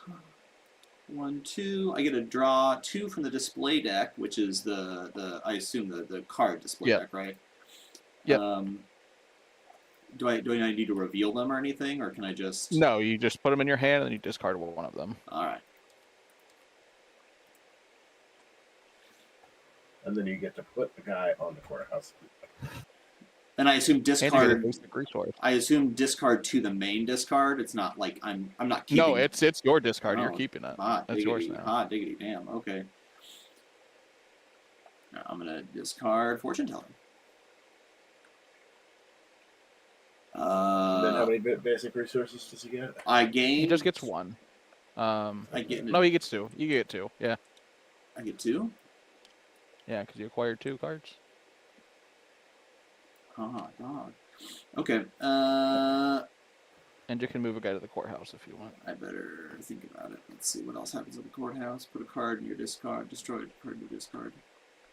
I'll do it just because I can. I played a card. I built. I got free cards. I've got gold in my pocket. Is it burning a hole in my cash? Forced labor. Activate any location. -1 rep with the peasants. Can't get any lower than 0 though, right? Nope. That's basically free. I killed that.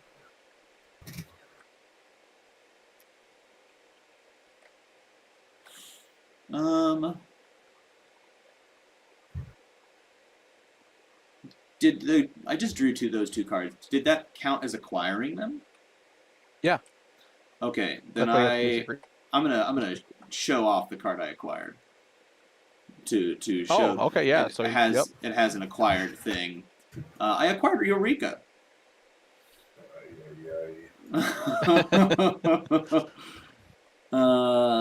So I can Got gain a question 3. in the I'm gonna chat. gain 3 citizens, I think. Oh, do you like doing stuff? No, I'm gonna talk over Eli. He's annoying me.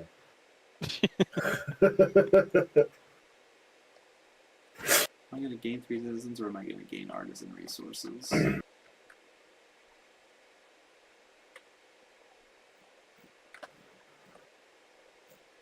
How much artisan do I gain? 3?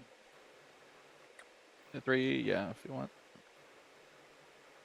I think the citizens are probably a little more important right now. 1, 2, 3.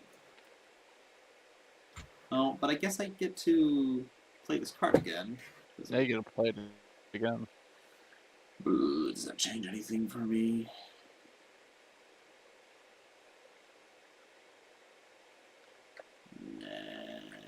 Yeah, you know what? It probably does. It does. It That's changes. cool. You've written out a little rule book in the rules area. I'm gonna gain 3 artisan resources. I'm gonna flip the table. Oh. I think you should. Yeah, do it. Sooner the better.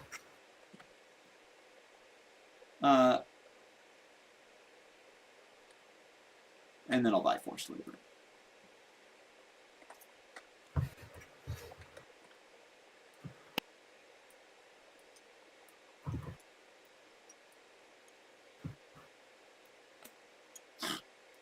That's my turn. I'm just running my shit up over here, trying to put my stuff away. All right. For the question, inspiration for future projects. So actually, I've had a couple other ideas. I haven't begun to work on them because I'm focused on this one. But really, what I'm excited for is Eli to work on his game. I'm gonna pass this one on to you, pal. That's right. The next game from Bear Clan Games, currently marked as placeholder text Soulstone, is a 1v1 resource battling game. I've got a little. That's right, Gombo. Suffer made this. This is the game I've been designer working on this for years. themselves. It's a good time. It's a real good time. We've been picking his brain all evening, and it's an incredible game. You should be very proud of what you've made, my friend. Thank you. Soulstone is so many hours. so many hours with, especially just Nick. Were you guys just grinding games out, trying to figure out what does and doesn't work? Nick has truly been a Playtest 40. Go on. Yeah, I want to hear about Soulstone. Soulstone is it's a 1v1 like resource attrition war is the idea. There is a finite amount of resources that you and the other player are battling over. The idea thematically is supposed to be you are 2 warlocks battling over the boon of the same patron. You're trying to become their warlock effectively. And so you're battling over these soul stones to like gain more power, and you want to collect all of the soul stones to basically kick the other warlock out, kill them off. And so there's this element of you're using these resources, the soul stones, to buy new spells and powers. But then you need those spells and powers to gain back soul stones. So you're trying to like power up your own abilities, but there's a risk and reward of I'm spending the resource I need to win the game to better my odds of winning the game. A lot of work that needs to be done on it, and I haven't touched it in a good stretch here, but Bryce and I have been trying to Bryce especially has been trying to rekindle my passion for the project, and so there's work to be done. I'll have to get on Tabletop Simulator and start cracking out my own virtual placeholders so that we can play some on here. It's my turn. I'm gonna play a card. I'm gonna play out Eureka again. I'm gonna gain 3 more artisan resources here. Eureka was an insane pull. I was really happy to see that card. I'm gonna build the keep. Gain 3 victory points. Gain 3 citizens. I knew I shouldn't have done that.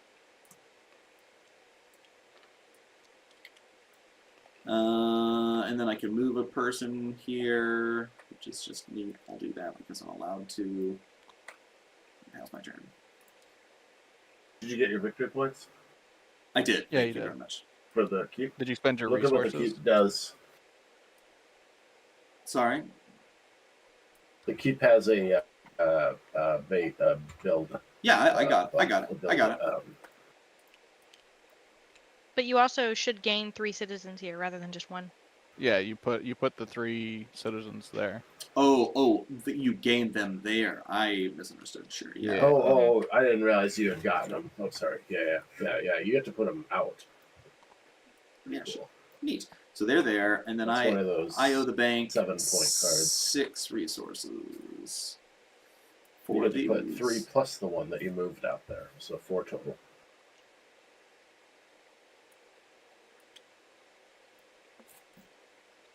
Yeah, you could put another one there if you want. Yeah, I mean, they can't die, but I can move them off later, right? There's no weird, like, oh, but they're stuck in the keep. No. Okay, then, yeah, they'll just live Nope. there for now. That might be a rule we put in for now. Yeah, for now.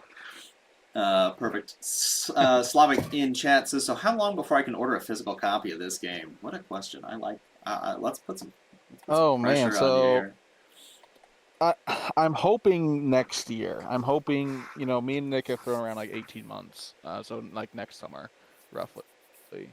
The plan right now is to get it into a decent state, which it already is. Like I would feel happy like taking this to like a publisher or anything right now. But the plan right now is to get a prototype printed off and then take it to Gen Con, which is at the end of July. And they have like a playtest hall where you can take your game, play test it with strangers from all over the world, and get feedback. And also like publishers also are there and will like look at your game. So that's the plan right now. Take it to there, see if I get any bites. Also just get more exposure, more playtest, make changes from there, and either run a Kickstarter or get picked up by a publisher and then have it printed sometime next year. So hopefully it'll exist in real life next year. If it doesn't get picked up by a publisher, I'm hoping that we lean on all of our talented friends to help us put together a badass Kickstarter launch video, Heck yeah, and then man. launch a Kickstarter. Eli, I'm giving you 2 plagues, and I'm mutating both of them. Okie doke. Mutating's just benefits for you, generally, right? Oh, no! Yeah, it's always just for me. No, it's So not! you'll actually get 3 plagues. And then you'll recall 2 of my citizens, you And then bugaboo. No. Oh, because that I'm giving you 2, and then that one gives you the 3rd one. Oh, Then I okay. kill one of your citizens. You're a monster. So I will kill the herb hut. Yeah, kill that one. Kill the blue one. Herb. He's dead. He's dead, Jim. And I get to move 2 citizens, and I gain 2 victory points. Nick off the port, kill one of his guys. Stop! Shh! Oh, they don't. Look at me with my 1 gold and 3 basic resources on turn 4. Don't need. Combo says they've got no talent, but their wife is rich, so just let them know when the Kickstarter is. Yes, sir. Yeah. I like this little movable guy. Dude, that guy's the same as Little me, movable except guy. my wife's Oh, not yeah. rich. Dance. He moves. He does. He grooves. I make him emote. Is Scambo one of us? Yeah. Sorry. What happens if I kill him? Is he somebody we know? Scambo? Uh. I just want to make sure I can tell him. What do I want to do here? I killed the first player token. Oh, You monster. Okay, I didn't want to shout it out in voice here. 'Cause I was like, I don't know. Oh, okay. It's Philip. It's Philip. Everyone knows Philip. Oh, He's willing Philip. to dox himself, so I don't have to. I have the choice to be him. To be Philip. Philip, we also need playtesters. So if you have Tabletop Simulator, Yeah, if you ever have any time and you want to just give it a shot, I will set up a time that works, and I would be more than thrilled to play test it with anybody who wants to. All right. Sorry, I'm struggling I'll here. test a couple more times. This is fun. I enjoy this. Thanks. Because I wanted to do something, but I don't have enough move to do it now, and I'm sad. Oh, I'm so sad for you and your 3 cards and 25 victory points and 80 trillion gold and 25 victory points? It's not that many. I might have been hyperbole, exaggerating but- slightly. Okay. He has caught up to me though, so I do need to start paying attention to him. All right. Well, with that Bottom being line, said, right? that's What are these 2 victory points that are like up in the top right-hand corner?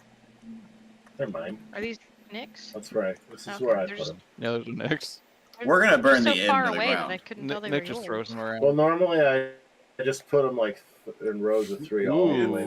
to me, but we haven't. Eli's burning the inn down. I did say it exactly So like all that these citizens SpongeBob get meme. recalled. I did say it exactly like that SpongeBob meme. Froyo, you're right. It's not that many. Do all those people there Citizens die? get recalled.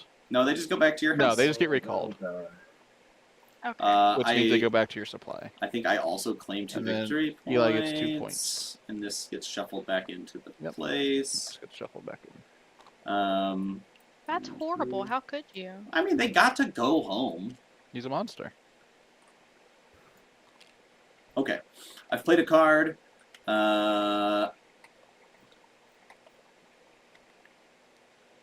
Can I get a... Can I... Let's take a look at the menu again.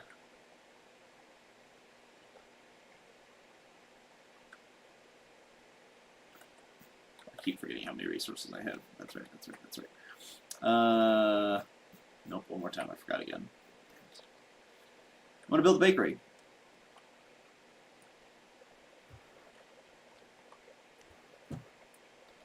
I get a victory point, I can gain 3 citizens to my supply, and I can put a person there.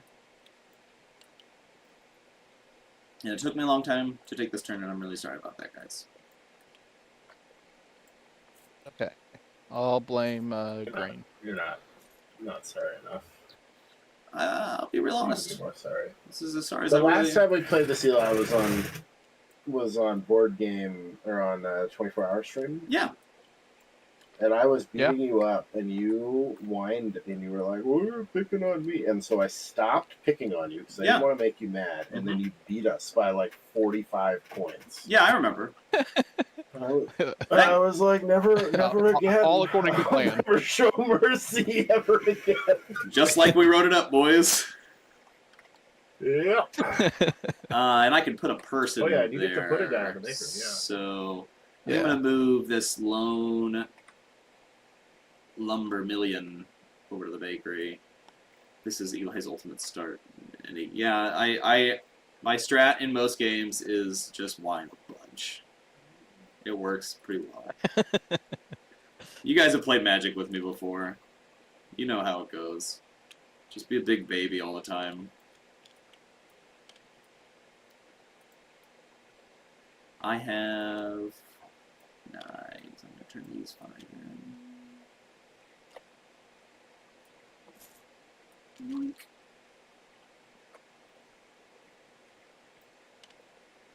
Oh my gosh, there might be a second in this game. There could be. I've never seen that. The inn is back. Whole display is gonna get refreshed and flipped to new, so.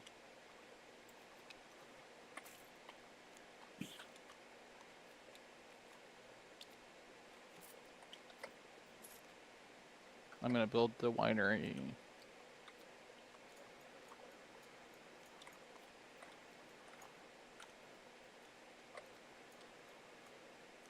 will also get me 2 gold, 2 basic resources, and Be right back. You guys just keep going. 4 citizens.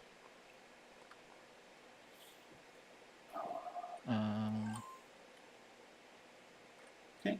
I'm gonna just play And out. Eli gets 2 turns in a row. Play. This is over here. I'll do.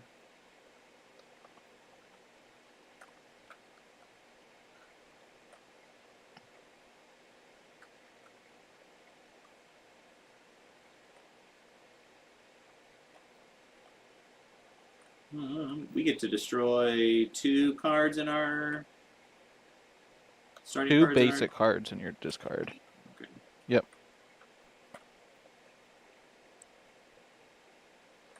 And with my plagues, I could kill people in my supply, right? No, you don't kill. Plagues can't kill in supply. They can only kill at locations. Okay. All right. Then what I'm going to do is I'm going to pay 2. I'm going to move 2 citizens to the keep. Protect them. And then I will move 2 citizens. Actually, I'll give. Yeah, let's move 2 citizens. No. What do I have out here? 1 courthouse, 2 forge, 1 bakery. And how do you get these cards? I know these are about to be changed, but up in the top left-hand corner, other than like that, how do you like purchase them? You Is spend it that gold. bottom right is the It's the gold top amount that left it is the takes? gold cost. Top Yeah, left is the the gold top amount. left. Okay. The bottom is the victory point value. Okay. I'm gonna actually use that card to activate the forge and spend an artisan to gain 4 gold and go up 1 with the cultists. 4 gold. That's what it was, and that's my turn. All right, that's the end of the round. So I will activate my hero power. Kill this guy in order to gain 1 of each resource. And then everyone's got to kill for your plagues. So everyone but Eli has to kill 1. Eli, you got to kill 3. But I only have 2. Oh no, there's 2 guys up here. Yeah, 2 guys at the forge. I guess I forgot how that worked. Never mind. I'm being silly. I miscounted how many people I had out. Bye, guys. Those aren't where citizens Kill go. the winery guy. Evil. That sucks, Nick. Yep. Feels bad.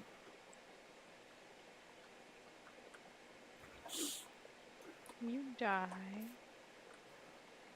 And And then we at the end of this round, you can go through your discard and pick 2 starting cards, and you can destroy them. do I have to? You don't have to.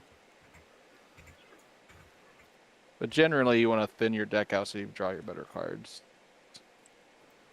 But I don't know do you what your get to deck looks draw? like, so maybe... Do what? When do we draw?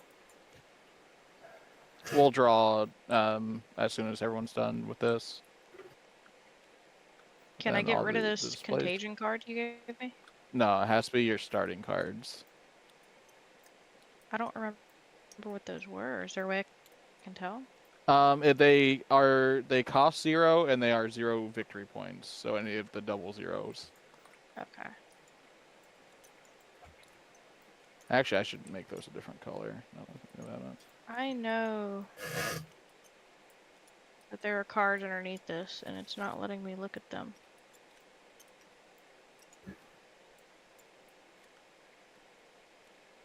Because I want to look at my cards to see what I have. There we go. There you go over there.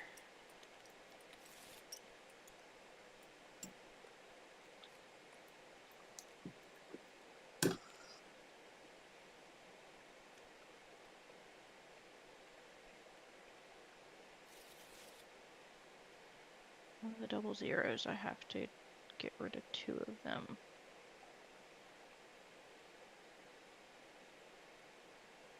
So you guys stay. Okay. While we're working through this, new question in chat. Bryce, which of the three factions is your favorite child? Oh, that's a good, because it's swapped so much. Just based on power, peasants used to be the strongest. So until pretty recently, the peasants actually gained citizens and the cultists gained basic resources. But I switched that because I felt like it was more fun and also more thematic. Like the peasants are trying to build stuff, so like they get resources, and the cultists are like attracting new cult members. When the peasants gained citizens, they were too good at swarming the board and just taking control of the map and the game. But my favorites probably always have been cultists, just because I feel like they're more fun and like it's fun to give people plagues and like mutate them. But also peasants are always just fun. Like focusing on the locations is like I think the core of the game. I think that is like the best part when people are fighting over locations. Nobles are fun just because like getting cards is super powerful, but they are just more of I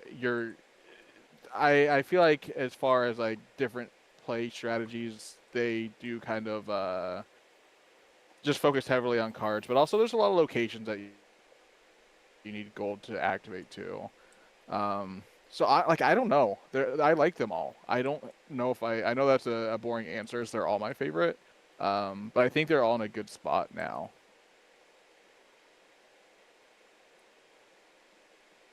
And then if everyone's done the destroy 2 cards, we can all get our incomes as we move into round 5.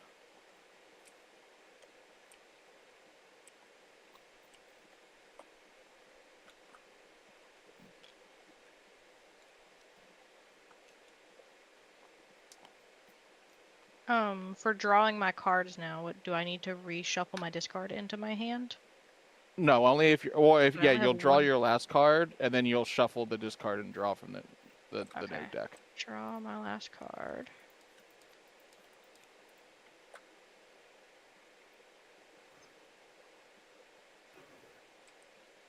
And then I will flip you guys. And then shuffle you. And then draw 3 more. And then Nick starts us off this time. All right, I'll take the bargain.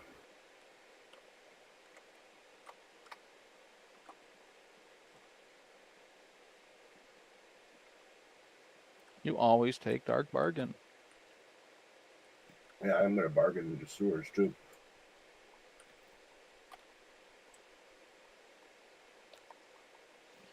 All right, I'm gonna take the 2 of each resource and draw a card, and then I'm gonna spend 5 and 2 to build the sewers. One of the cards I'm gonna destroy is the Dark Bargain. Draw a card. Nice And then I combo. get to destroy something from here. Really nice combo there, Nick. Finally, I did something. He flushed the bargain down the drain. No, I'll get rid of the scraping by.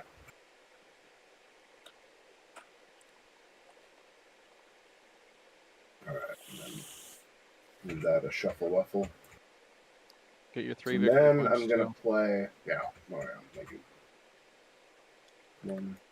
And your move if you want. Is there a Put a limit guy on there. how many buildings can be out? Nope. They can all be out if we get to it. And then I'm gonna play Grave Robbers Ooh. to activate Raise to raise the keep. Dang. All those guys dead? Or do they get recalled? They are No. recalled. Oh, it's recalled. Recall. I don't know why. Get out of there, guys. And then you That's get your the... card. Come on, guys, come home. He gets the 3 victory points. So I'll get 3 They're, victory points. they're snapped on it for some reason. And then this gets shuffled back in. Yep.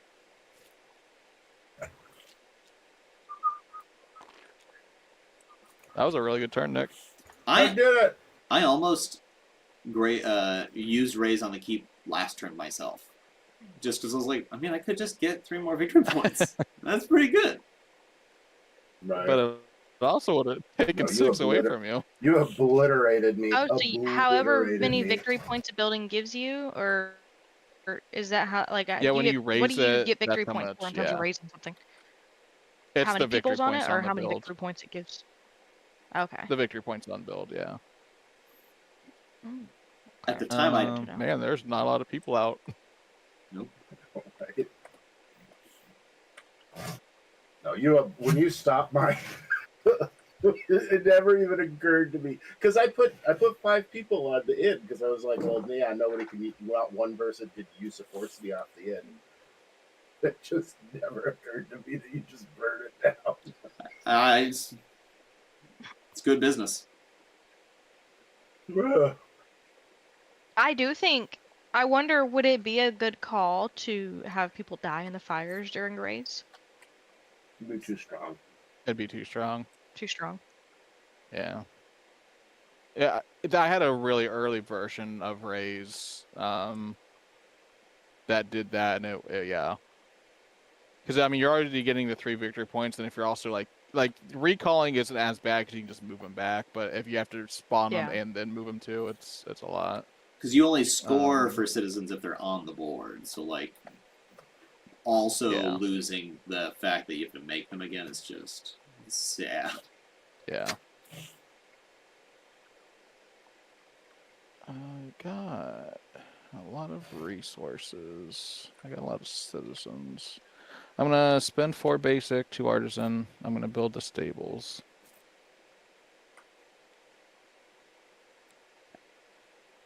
Which gets me 2 victory points. I get to move 3 citizens.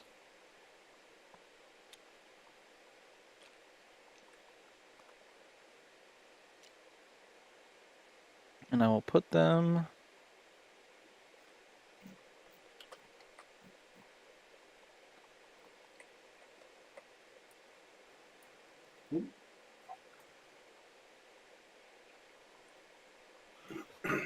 on the soup kitchen.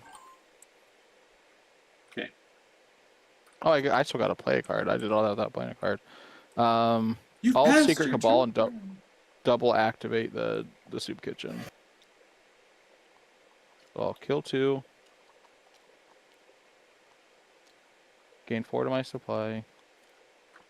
And then I will give... Eli, you should not have 3 plagues still. You shouldn't have any.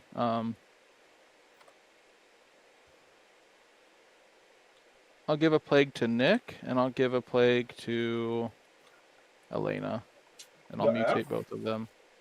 So this one's Elena's, this one's Nick's. So I get to relocate 2 of Elena's citizens. So I'll move this guy to the sewers.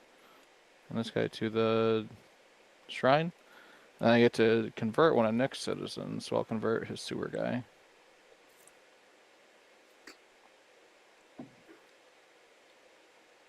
I'll get 2 victory points, and I get to move 2 citizens.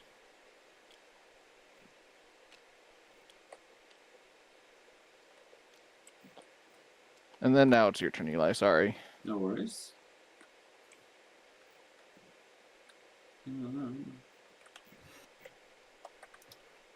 I'm gonna just play Scraping By.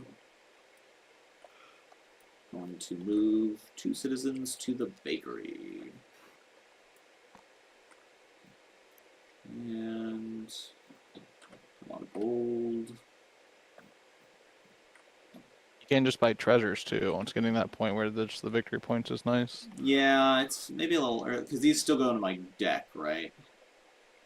Yeah, they'll still go into your deck. Yeah, it'd be a little early for me, but I guess there's a few rounds left. I got 9 points. 6 cards. 6 cards.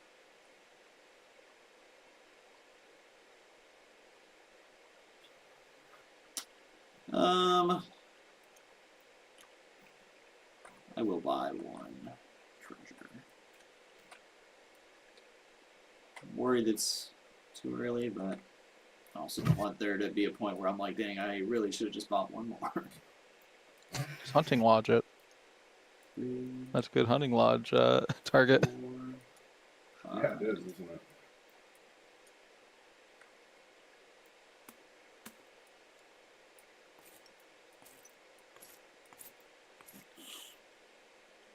And you get a basic resource too. Nifty. I gained a card. What is this little tracker that we have next to us too? That's for at the end of the game. Build the monument for 7 victory points. That's a lot of power.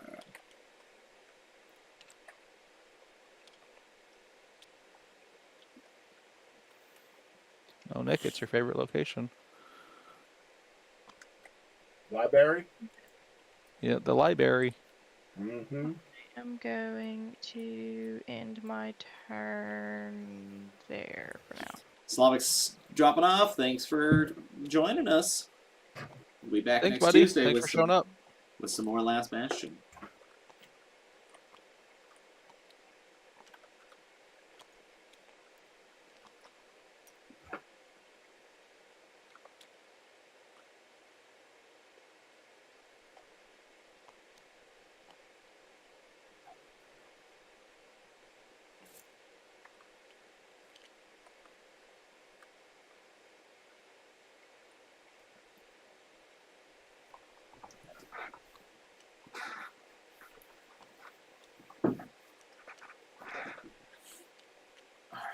What are we doing here?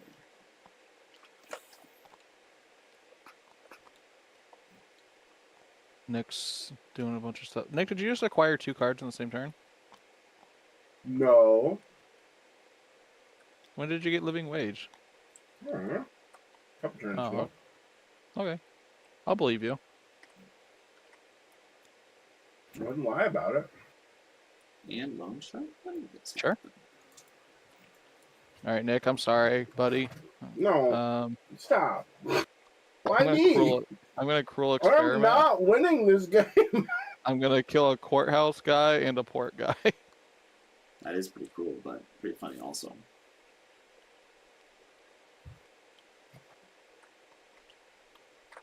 There's seriously nothing better for you to do than give me plagues. Hey, And you kill have my the most people. experience in this game. You're the best person at this game in the world right now. You're #1 ranked. It's true. Um, It is true. and then I'll build the experiment lab. I can't wait to beat that. And I will give each opponent a plague. Ah!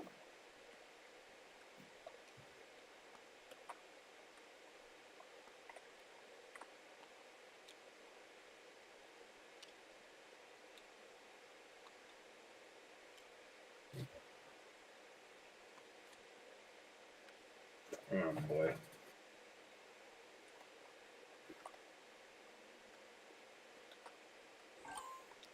Tabletop sim would be a pretty good way to play D&D. It is. A lot of people use it.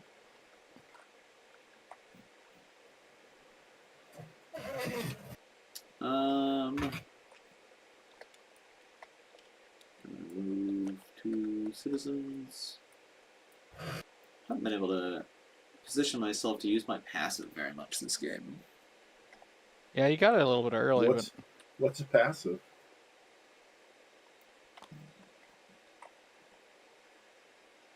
That requires 3 people. He no longer gains plague on incomes. no, it says when somebody activates a location where he has 2 citizens, he gets a gold. My leadership Oh. passive, sorry. I guess I can do that. That's cool. I should just be doing that instead. I'm going to discard to activate the bakery, and I'm going to move 3 citizens instead of just 2. You got to spend a basic resource as well. Oh, neat. That's good to know. I do have that at least. Okay. I'll move 3 people to the port. I'll spend a The basic port can only resource. hold 3. Oh, there's no activation cost. That's what I was looking at. Bollocks. I won't move 3 people to the port. I'll move 3 people to the stables. The stables can only hold 3. Ah, Beans, there's already a guy at the stables. That's not part of the horse. I can't see the white pieces. Yeah, white's probably not the best color. Well, shoot, where are these guys gonna go? I was so excited to play people. I heard they yearn for the mines. They do yearn for the mines. Well, let's move 3. We're gonna put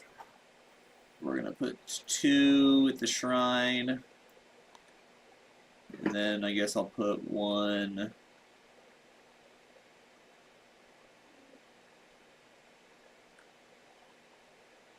Ugh, I don't really care about the mines. I'll put 1 on the hunting lodge.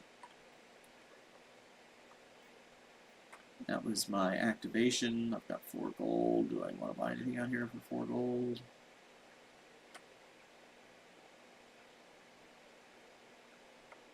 I'm just gonna pass my turn. Okay.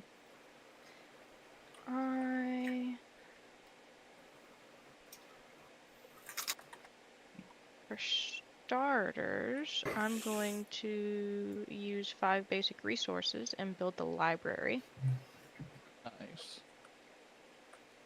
which gives me 2 victory points, and I get to shuffle your discard into your deck and draw a card.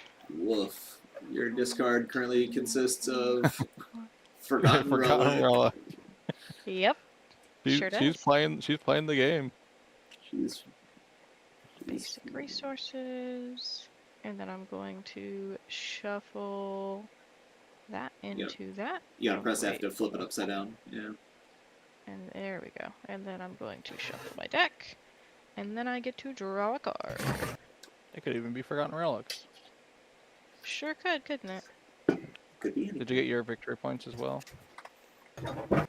Oh yeah, and then I get 2 victory points for building that, and I get to put a person there, right? Yep. Oh, I built another one. I get to put someone on the monument earlier. I The forgot to monument put cannot points. hold people. It's Okay. just victory points. Oh, right. You just built a statue in town. You're welcome. Alright, but I get to put somebody on the library. And then reveal the top card of the display deck and activate it, then shuffle it back into the display deck. Okay. And then what move do I want to make? 'Cause I haven't made a move yet. Bryce, you gave me a plague earlier, right? No, I gave one to Nick and I gave one to Link. I'm pretty sure. Yeah, because I converted one of Nick's citizens. Okay. I didn't give one to you because I need Experiment people to have lab. 3. Experiment lab. Oh, Experiment Lab. I did give you one. That's Okay. right. Okay. You I scraping was by. like, I swear you told me that, but then I just assumed you also flipped my plague. So when I didn't see one, I was like, wait, did I imagine I'm that I gonna got a move plague? 2 citizens. No. Thanks, Nick. Yeah. Herbalist hut. No, hold on. One person's gonna go to Herbalist hut because you only have to have 2 people there. And then I'm gonna put another person on Shrine.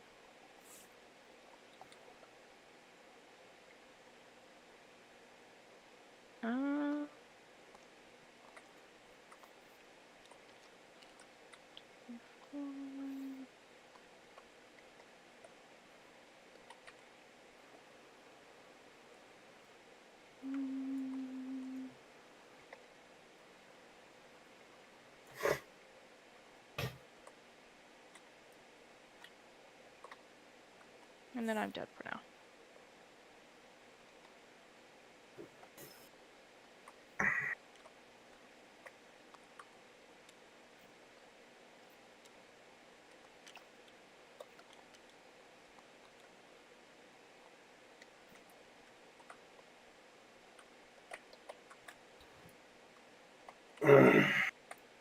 So what was the purpose of destroying 2 starting cards and discard?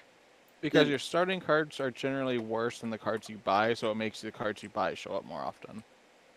Oh, okay, that's fair.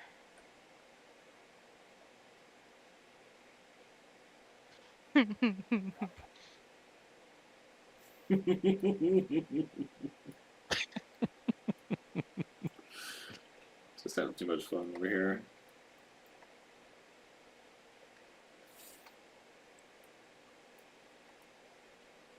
Were you able to save the picture of your goat, Chef? Huh?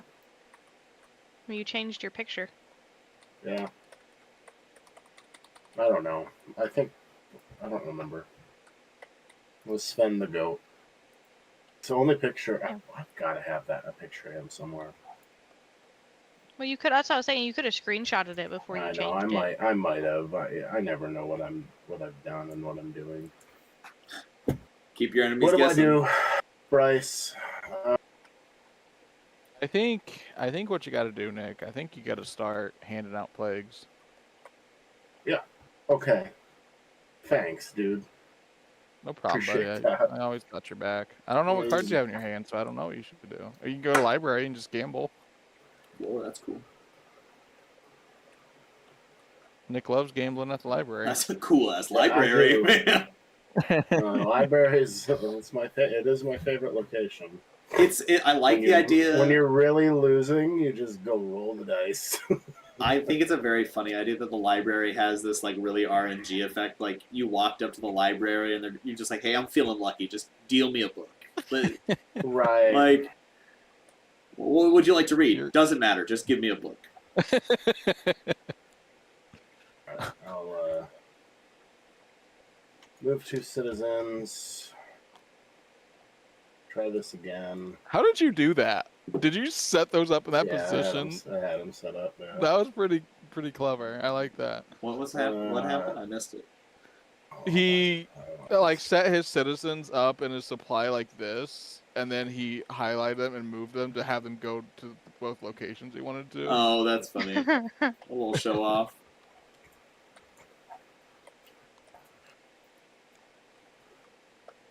All right. I think what I want to do. Oh, the inn's back. The inn's back, everybody. Look who's back. Back again. Back again. Back again. No one. Oh no, Nick's about to build it. I don't think I can beat him there. Shit. I can't do it. Oh, we don't have an artisan. No. Unless the courthouse gives artisan resources all of a sudden.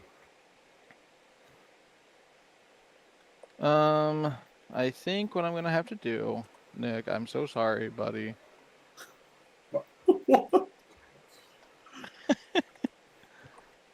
Like the problem is he's the only one with 3 plagues, and I gotta activate the sewers. So that's what I'm gonna do. I'm gonna activate the sewers, sacrifice 2 citizens here. Choose Nick because he's got 3 plagues. And so I get 2 victory points, 2 artisan. Wow. For each plague they have.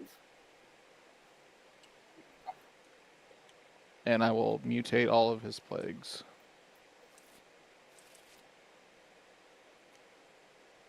Wait, gain the next benefit? So like the first one would be mutate. Yeah, if he had 1 plague, I would just mutate 1 plague. But he has 3 see. plagues, so I mutate each of his plagues. I see. And because he has 2, you also gain 2 artisan resources, and because he has 3, you also gain victory points. Yeah. Okay. It's a combo location. Yeah, that's pretty nuts. And I will kill. Holy hell, man! I'll kill his port guy. You're a real sick son of a gun. I'm a plague cultist. You're absolute maniac. I'm supposed to be one too.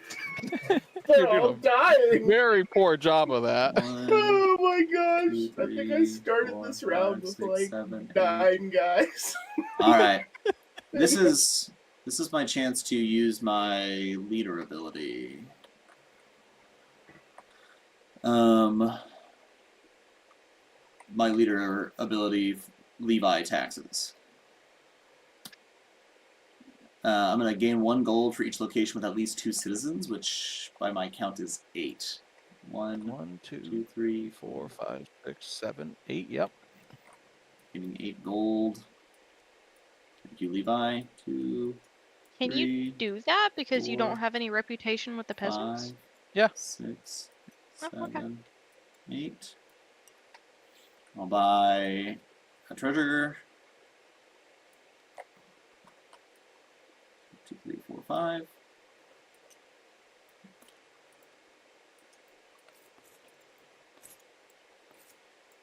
Played a card, bought a card. Bon appetit. Okay.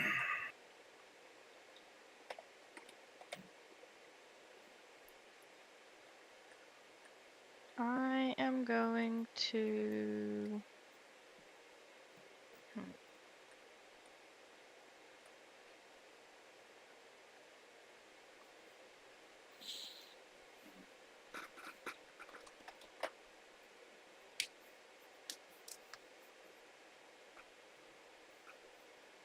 That's a toughie.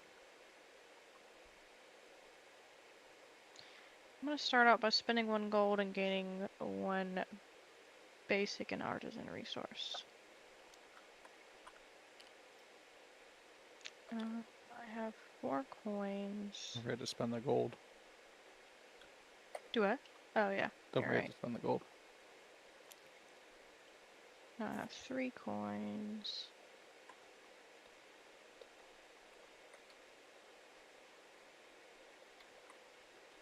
This card doesn't cost anything. No.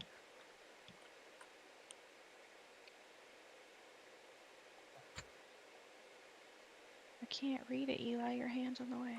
If you hold Alt, it'll just like blow it up for you. Ah, okay.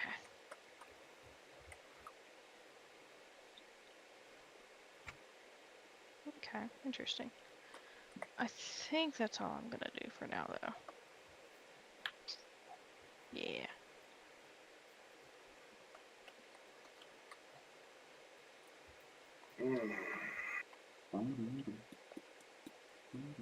Okay, I'll take Pilfer.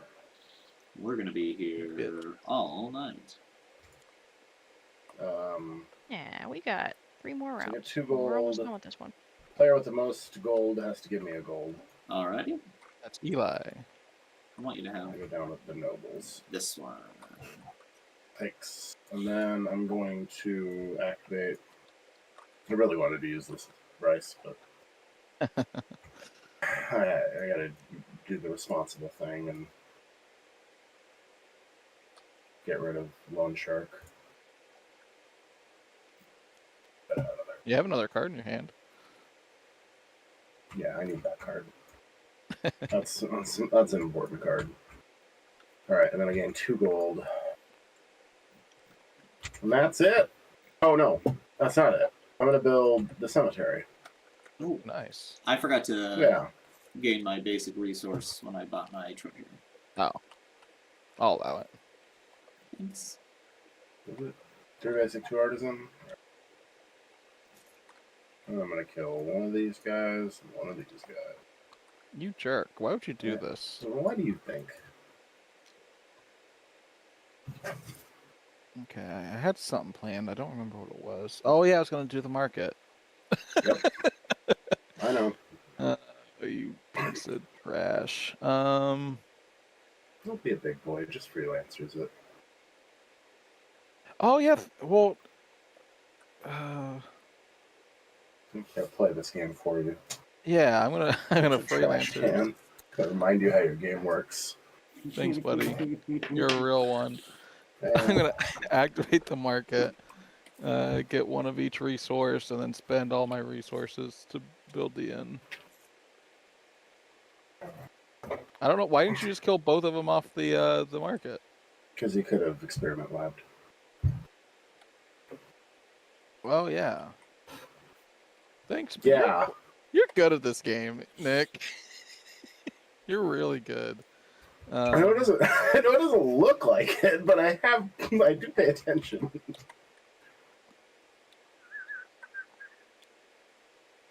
Bryce, you should implement a system where you could turn in single victory points for 5 victory points. I've thought about that kind of system, but I don't think it'll fit. You don't think it'll ever take off? I don't think it'll take off. I think it's one of those pipe dreams. Yeah, that makes sense. I'm gonna activate the bakery and move 3 citizens.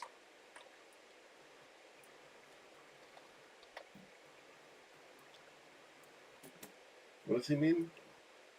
1 victory point for 5 victory points? Yeah, there's some kind of big token or something. Be nice. Oh, like, you mean for victory points or for gold? For victory points. I thought there was a big token. What am I missing? That's the joke. The joke is I have a bunch of victory points over here. I'm not trading them in for the 5. Oh yeah. I'm so funny. being a jerk. Plus as, 1,000 not funny points. I mean, it's only not funny because you didn't understand. Yeah. I'm gonna move 2 of the guys to the courthouse. I'm gonna move this guy. I don't know, what's the forge do again? Do I care about the forge right now? No. Got him, Froyo.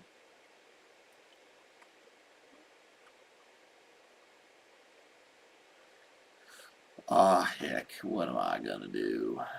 Let's put this silly goose at the market. No, let's put this silly goose. Yeah, at the market. I knew wanted the herbalist. I might need to herbalize later. And Herbalize.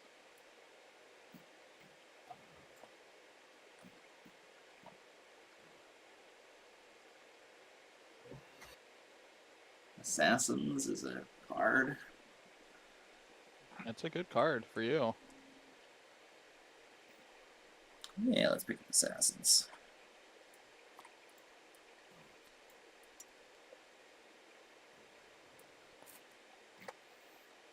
Pass. I acquired a card, so I get a basic resource. Look at you farming that bakery. That's right. I'm an honest billionaire.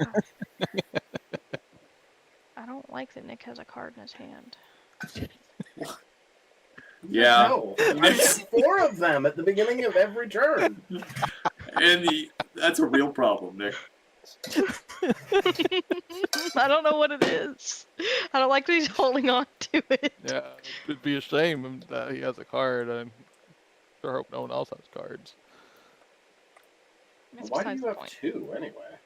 That's besides the point. How did She get 2? libraried, and she's the last person in the round.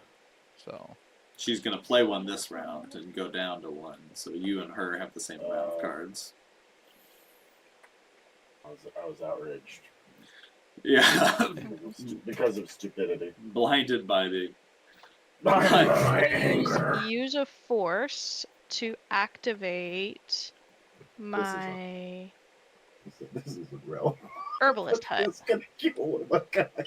Yeah, Which use is my I was like, this is not real life.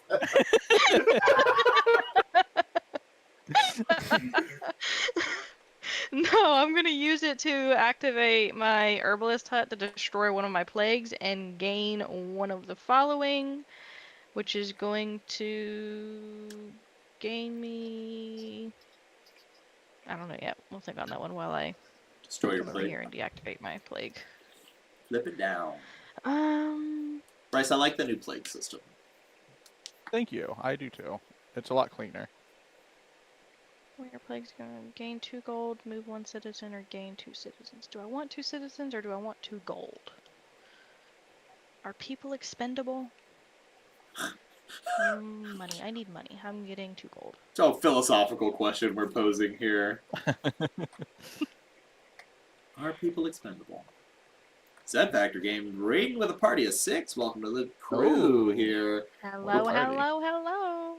since we've got 6 new raiders with us, we're here playtesting a board game, The Last Bastion. We've got the game designer Suffren here with us today. This is a worker placement, tableau building type game with intrigue and murder. It's magical. Why do you get to draw cards every turn? Make Yeah, it where do you draw stop. cards from? No, don't worry about it. You gotta pay attention. No. Oh, he poxed. Oh my gosh. You I don't killed like 2 of my that. people. Do that. I really think I had 9 people in my supply at the beginning of this round. I need to pose a question to my good friends Eli and Elena. All right. Should Nick be allowed to keep the port? Should we give him this pity or not? I'm getting the port no matter what. There's nothing you can do to stop that. I could easily... Actually, the right play is for me to just take that from you. I think... You know what? I think he has enough cards. I don't think he should get to draw any more cards. Okay, I'm gonna Toxic Fumes. I'm gonna take over the port. Doing more things. Convert Elena one of their convinced me that you don't citizens. need to be happy in this life. So you get Why this. they all... Oh my gosh. I mean, he's got 8 cards in his discard, 3 cards to draw, and 3 cards in his hand. He's got enough cards. He's okay. He's only got 2 cards in his hand. Right. Oh, 2 cards. My bad. 1 card off, but... Bryce is like 21 victory points. He's just kicking our asses. Like, We don't need to worry about that. you killed 3 more of my people. No, they're all gonna die of the plague. You know, I have 19, and I'm not that far behind him. Maybe Bryce isn't the problem. What are you doing, Eli? What is this?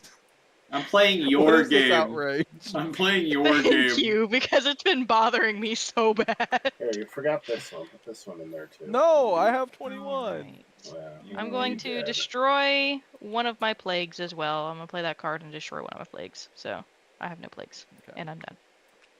I have no plague. Well, why don't you Okay. use that to activate the herb hut and do the So I'm same thing? But flipping also my do an spy effect? token. I don't know what this is. What? I need something, please. Oh, yeah, I'm going to, I'll just use that. I'll activate that to destroy one of my plagues. Yeah, that works. Thank you. And I'll gain 2 citizens.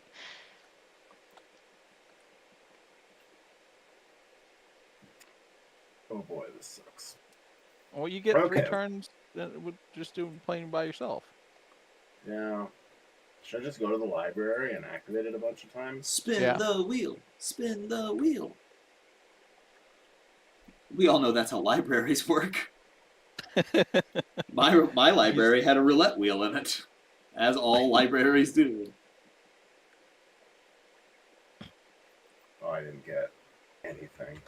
What did you get? I have 3 cards that really, really, really would like it if I had people on the board. Just put some people on the board. I don't have any people. Hey, And I none of the I guys want give me people. you are responsible for some of those deaths. Which ones? The 2 you The pox. murdered. Oh, You gave your people fox. oh, What do you okay. mean? Okay. So we agree.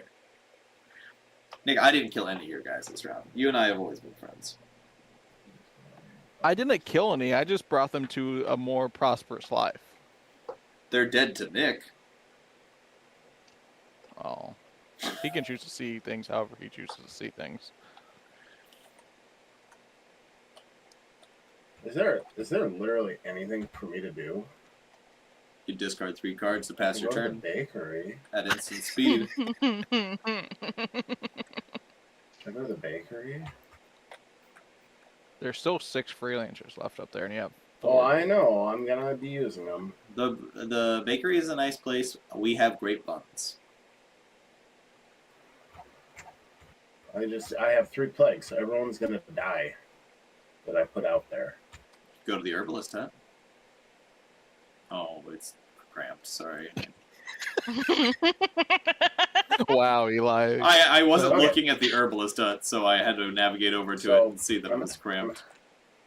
Wanted this for relocate 3 citizens. I'm actually gonna. One of do them that. is you, Eli. Well, again, I Okay, wasn't I am looking at going the to herbalist. destroy 2 of my plagues. I'm going to go down with the cultists.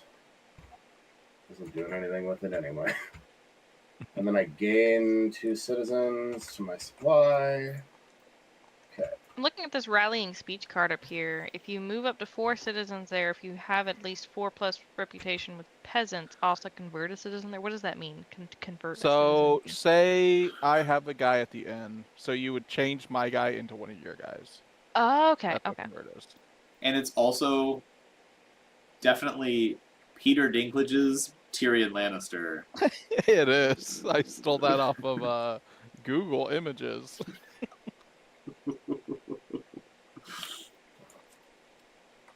This disperse the crowd. Choose a location. You may relocate any 4 citizens there. So they have to be okay. Did you activate the bakery yet?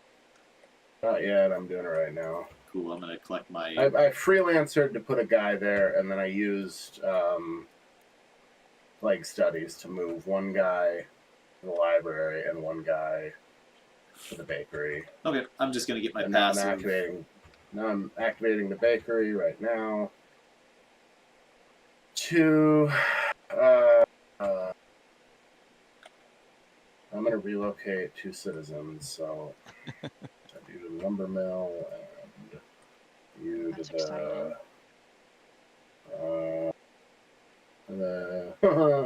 where do you want to hear? You go to the courthouse. You do really Okay.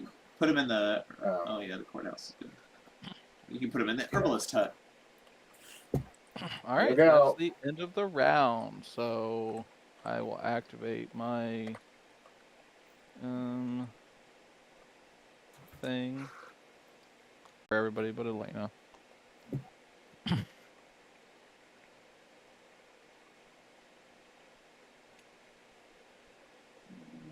Kill this guy forge. And the cemetery is up, so if you have gold, you can spend a gold to bury him instead. What is this level 3 pass over the cultist? Move 1 citizen at give plagues? Yeah, so whenever you give someone a plague, you can move one of your citizens. Okay. And then everybody gain your income.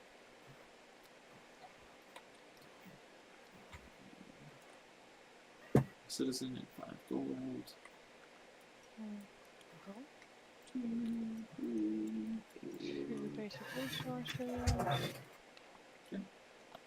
And then I go first. Round 6.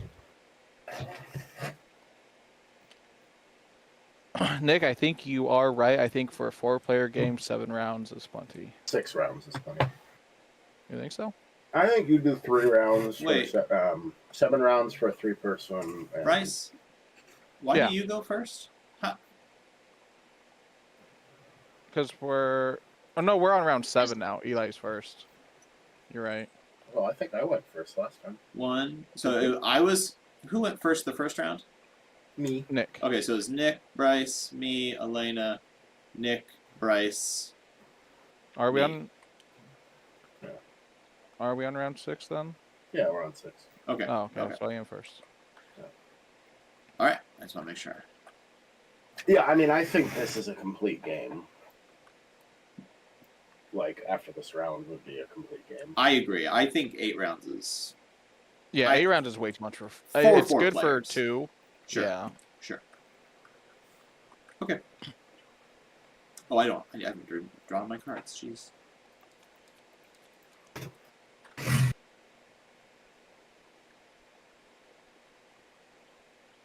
But I mean, that's just base. I mean, like you said, we've only played this game one time and with 4 people. Uh-huh. So Yeah. I'm not saying like base it off of this one play. Yeah, that's just been my take. Is like 3-person you go 7 rounds, 4-person you do 6 rounds. All right. For my maneuver, I'm gonna play Mad Scientist. I'm gonna kill 5 to draw 2. So that was the wrong.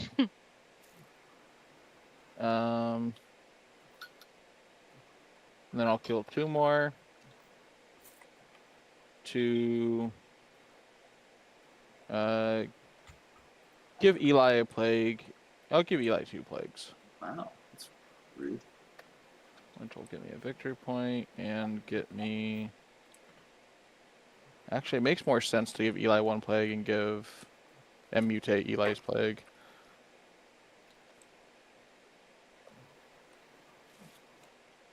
And I'll give him another plague. Actually. Jesus. You just couldn't What's get the away from value it. on that? Rank 7 there, big guy. Yeah, no, I didn't want to give him that many plagues, but here we are. I need to draw 2 cards. All right. I'm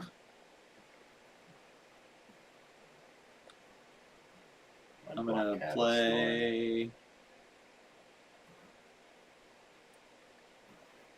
below table deal. I'll pay 2 gold. Draw 2 cards. Nice. You may pay 1 gold to draw a card up to 2 times. So I can draw 2 cards. If I can't, it's Yeah. Right. Yeah, I need to reward that. Or Grant already yelled at me about that one.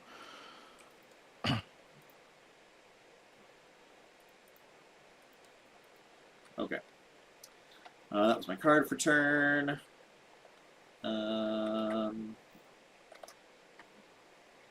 Honestly, I think I'm just gonna do that. So real quick, because I have a question about this. So it's a Yeah. card that is the contagion that you gave me.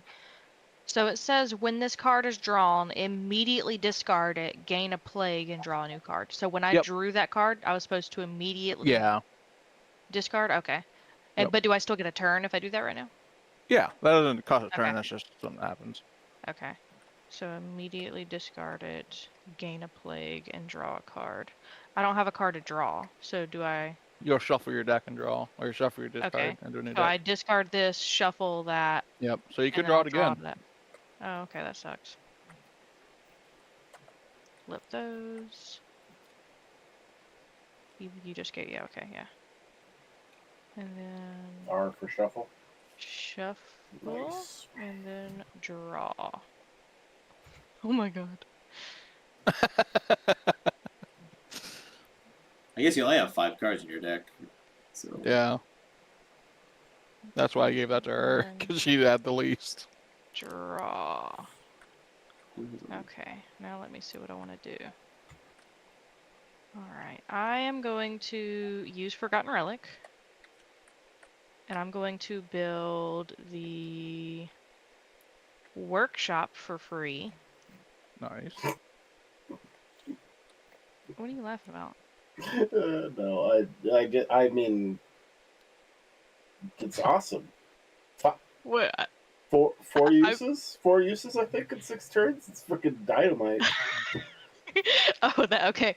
And that lets me activate another location where I have required citizens. I have required citizens at Herbalist Hut, which allows me to destroy one of my plagues to gain one of the things. So hold on, let me put a person here. Because I get to put a person here. Also get the 2 victory points. Let me get my 2 victory points. Alright, put those down there for now. Okay, and then I get to... over here, Herbalist Hut, destroy one of your plagues and gain one of the following 2 gold, move 1 citizen, or gain 2 in your supply. I'm going to destroy a plague. That's not... why did that flip? Destroy a plague, and then I'm going to gain 2 citizens. 2, 3, 4, 5, 6. And I want to...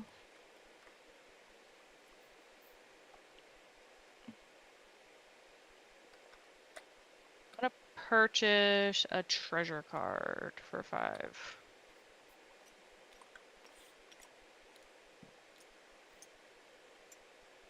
And where do I put this? The treasure card? You discard. In my discard? Okay. Yep. And then that is my turn. Okay. Well, activate the bakery. Eli. hey, I get a gold. And then I'm going to move 3 guys. Got 1 report. And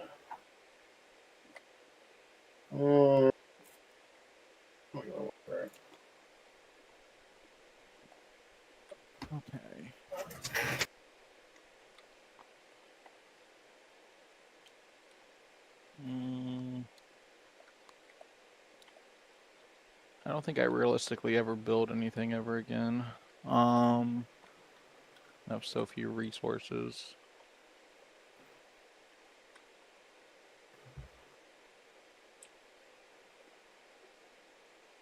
What I will do, though, is move 2 citizens.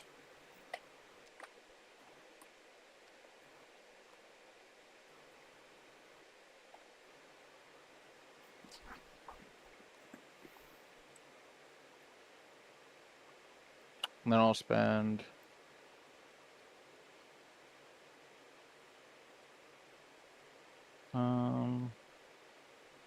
Yeah, I'll spend 5 gold to buy a treasure. All right. I'm gonna discard barter to activate the hunting lodge. Okay. So I gotta shuffle my deck up so I can flip 2 cards off the top.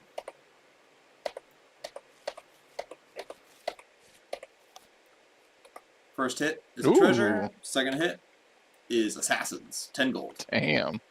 1, 2, 3, 4. I do have 5 gold stacks up here. Where at? Ah, good. I Up didn't here know at that. the top. Yeah.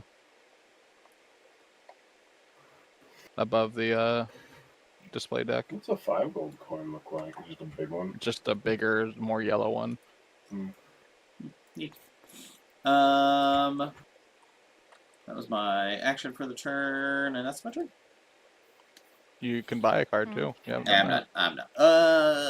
Let me actually buy a treasure. I better grab one. Now that I've refreshed my discard. And that was... So, the shrine, where it says discard a card and gain one of the following, do you have to discard a card to activate that card and then discard another Yeah, card? so you basically discard 2 to do that. 2 discards, okay. I don't think I gained all my gold. 2 cards and gain... I don't think you did. I had 6. So you should No, have no, 16. I had... So.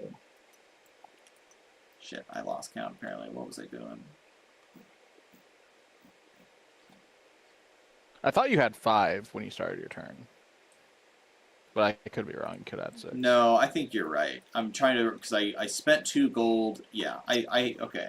So I have 1, 2, 3, 4, 5, 7, 8, 9, 10. I put myself to 10. I should have 16, 15, 11. Yeah. And did you buy a treasure? 13. And then you bought a treasure. Yeah, that's the issue. Is I went to start pulling stuff away and was like, this isn't the right amount of gold. 4, 5, 6. And then get your 7. basic resource when you buy that too. Hey, thanks for the reminder. Mm-hmm. I got you. Alright, I'm going to discard refugees to activate my shrine card so that I can discard another card, which I will then use to gain 3 basic and 2 artisan resources. That was the shrine you just... Wait, where'd you 1, just... 2, 3. Yeah, the shrine. Alright, that's another gold for me. 1, 2. I have 4 artisan resources, which I'm going to use 1 basic and 4 artisan resources to build the vault, which gives me 2 victory points.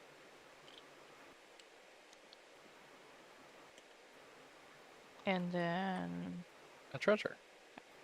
a treasure to my discard. Nice. And I get to put a person on top of the vault. There's only 2 treasures left. Mm-hmm.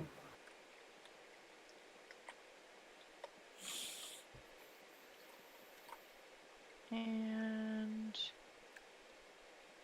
is there anything else? I don't think there's anything else.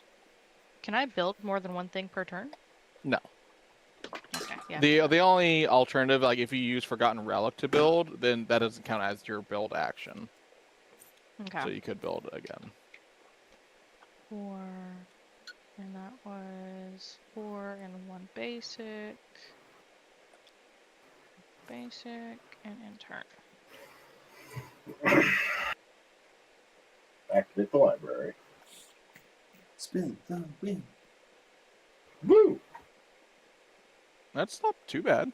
That's you build something. Gain 4 gold or any 2 resources.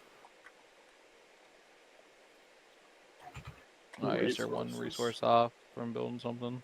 Yeah. I guess I'll get the gold and then buy a treasure. Yeah. I guess. I don't know. Alright, well, yeah, that's 3 victory points. Woo! I do feel a little bit bad, Nick.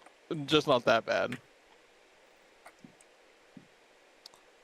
No, I hope you don't feel bad at all.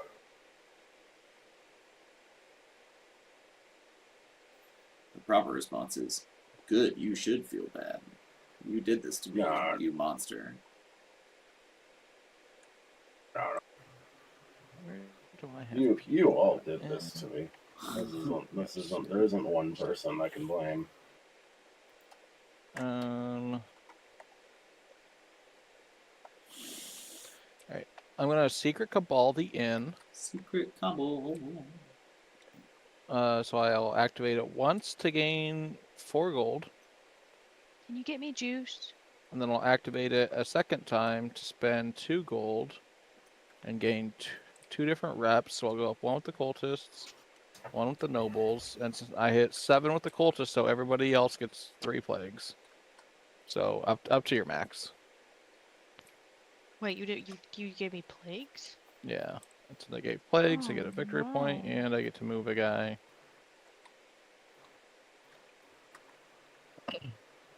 And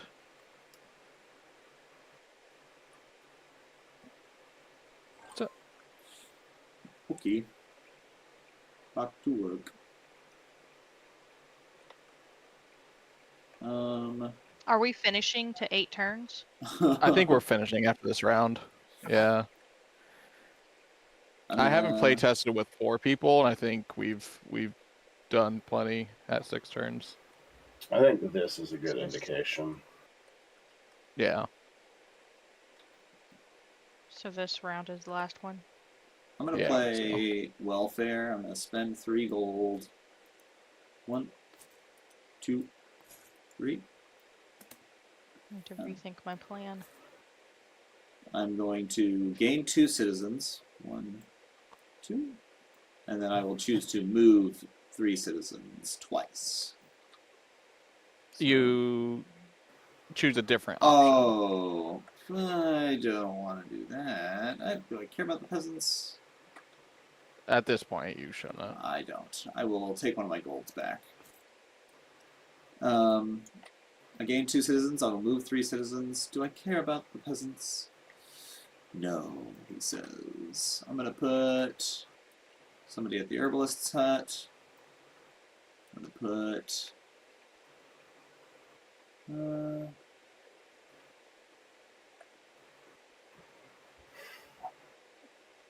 let's do to the vault. Good spot for you. Yeah. And 1, 2, 3, 4, 5, 6, 7, 8, 9.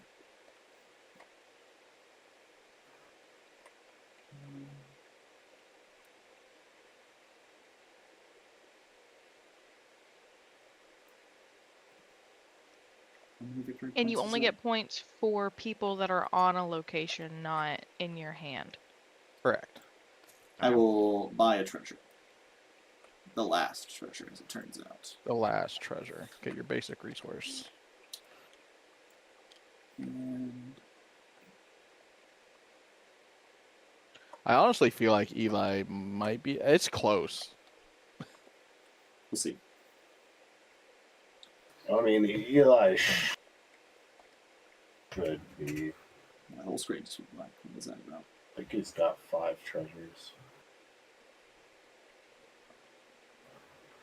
15, 20. I think he's got 4.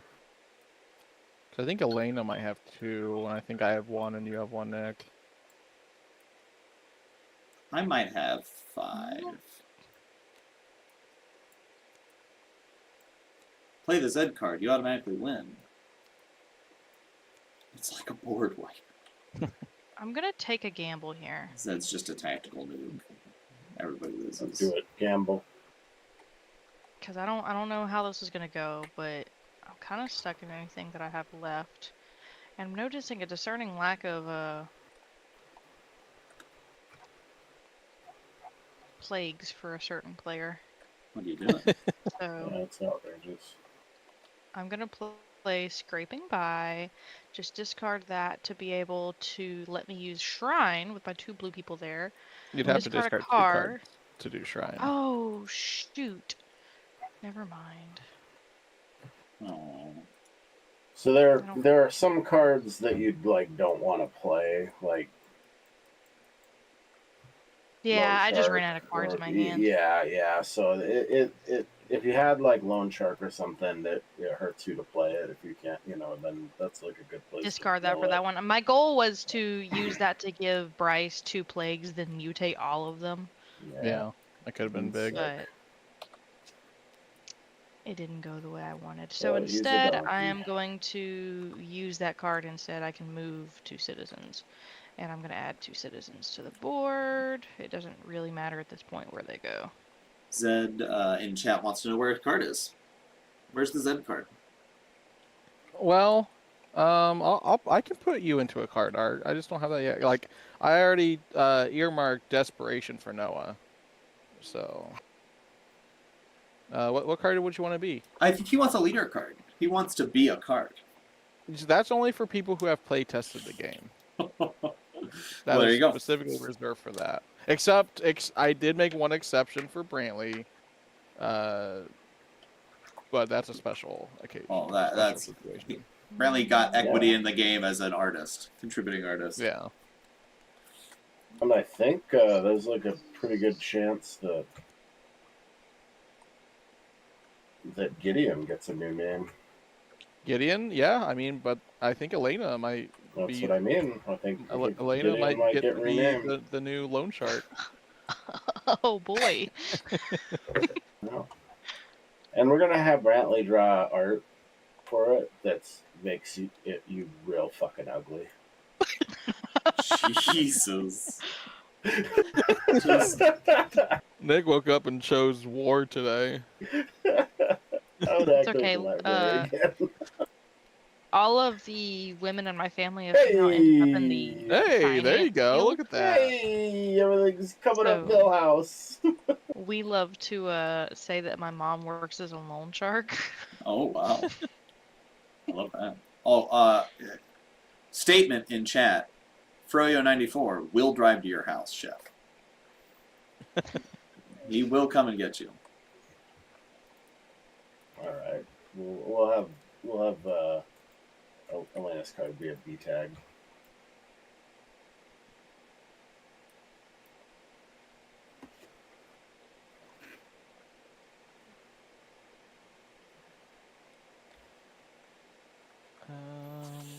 Golly, I don't have great options at the moment. I will move 2 citizens.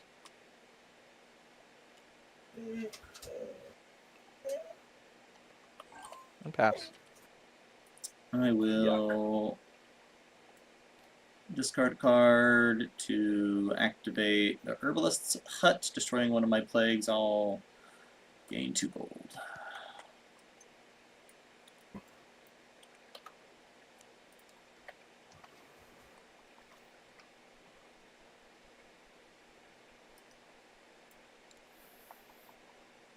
I'm going to at the library. Oof. Oof. How many do I have? I have none in my supply. Oh. Is there an alternative use? No. What a heartbreaker.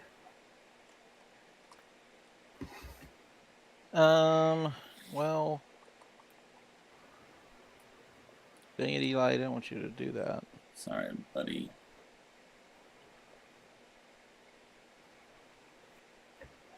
I'm gonna flip my spy token to draw a card. Ooh, that was a perfect draw. And then I will use Cruel Experiments. I will target Eli's herb hut people. Darn. They're dead. Do you want to bury them for 2 gold? 2 gold for 2 victory points, huh? Yep. It's a pretty decent rate. That's a pretty decent That's rate. the best that exists. All right. I just put 2 gold tokens in the citizen spot, and it let me do it. I fixed it for you. Don't worry. I've got one more dev question. One more dev question. Yep. Where's this dev question at? A long one. Is Type it up. it my turn? Yeah. Alright, I will play refugees to... Sorry, let me think about this. Can I take something back? I didn't think about this. Yeah. I mean, if it's his turn, I guess. I don't think I want to bury both of those guys. Oh, yeah, you can take that back. That doesn't affect anything. So I would have spent 1 gold. That's not what I'm doing. Pull gold back. This goes away.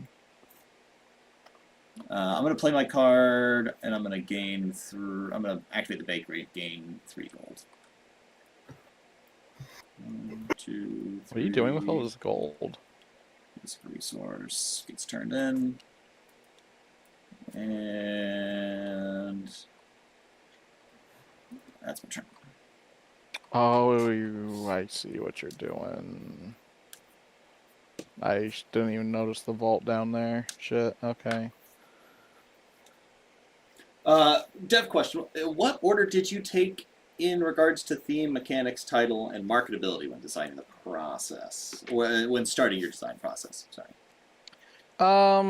So first actually was the mechanics. Because, actually, a little backstory. Originally, this game was going to be like a theme park builder. Where you were trying to attract guests to your park. And like each of the locations would have been a different ride, etc. But then I realized, me as a person, I'm not too crazy about theme parks. I don't I hate roller coasters. I don't like just being around that many people. So it was hard to build a game around a theme park when I didn't enjoy them. But I was like, oh man, because originally I was like, I want, like, when you're done, like, you guys have spent the game, like, building this theme park, so it'd be, like, a cool, like, set piece for when you're done, like, you can take a picture of the boards, like, you have your own unique theme park that you and your friends have built. That was the original kind of thought process. Eli, I'm building the armory, and I'm killing all your people at the vault. Okay. And also next guy at the vault. Wait, what did I do? You were at the vault. That was your crime. You've killed so many of my people, and yet you still don't know what color I am. Oh, it's Elena's guy at the vault. Elena, your guy's dead. I get owned. I've killed so many people, I don't even see them as people anymore. Sorry, Bryce doesn't see color.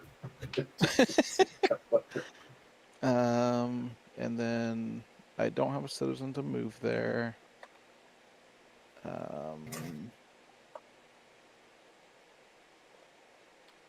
Can I buy a card? I'll spend 4 gold and buy Plague Doctor. Pass. All right. So yeah, mechanics were first. Theme came second after I realized I didn't want a deck builder or a theme park. The plague, because I thought about the plague mechanic. It was actually going to be a card in the theme park. It was going to be like, you're sick, and like it would spread around and get other people sick. That was just one card by itself. But I'm like, man, that would be kind of cool. And that also, because I needed, the theme park was like, okay, you get citizens on, but I needed a way to like reduce citizens. Otherwise, there'd be so much citizen bloat by the end of it. So I was like, oh, plagues can like just kill people over time and kind of solve that problem and be an interesting mechanic at the same time. And plagues are just cool. So then that's when that kind of became the theme. The title is another thing where it's like I might have to change it or slightly adjust it because there is already a game called Last Bastion that I didn't learn about until somewhat recently. So I either need to change the title, or I've also just thought about having it be like the under title. So it'd be called like Plague: The Last Bastion or something. Is it my turn? No, it's Nick's No, turn. it's my turn. And then marketability, honestly, not something I put a lot of thought into really until just recently, like with the art decision. Like again, Nick's little like cute cultist idea, I think has marketability into it, but also like Brantley's art is just incredible, and I think that that is also marketability. Activating the So library. what do you gotta get? Oh, Oh, that's unfortunate. move 2 citizens are activated. I If guess you get an able. activate. Yeah. You can. I'll activate the library. Yeah. Yeah. All right. You still have to move. Oh. Oh, I guess it doesn't matter. Oh, that's not. That's actually pretty good. That's 2 Gain points. 2 citizens to your supply, and then move 2 citizens. Where should I go? Dun, dun, dun, dun, dun, dun. Is there anything here that lets me, when I activate, like draw like 6 or 7 cards? No, there's no draw left on locations. Darn. Wonder why. Alright. Well, I guess it doesn't matter. Go here. Alright, what a reptator chip. All right, for my final maneuver, is there anything that gets? Oh yeah, I can activate the sewers. And I'll pick Eli just because I think he might have the lead. So I'll gain 2 artisan resources, and I'll mutate 2 of his plagues. Don't look at Cube's text. 2 lenses. So I'll kill one of his citizens, and I'll gain a victory point. And I will kill.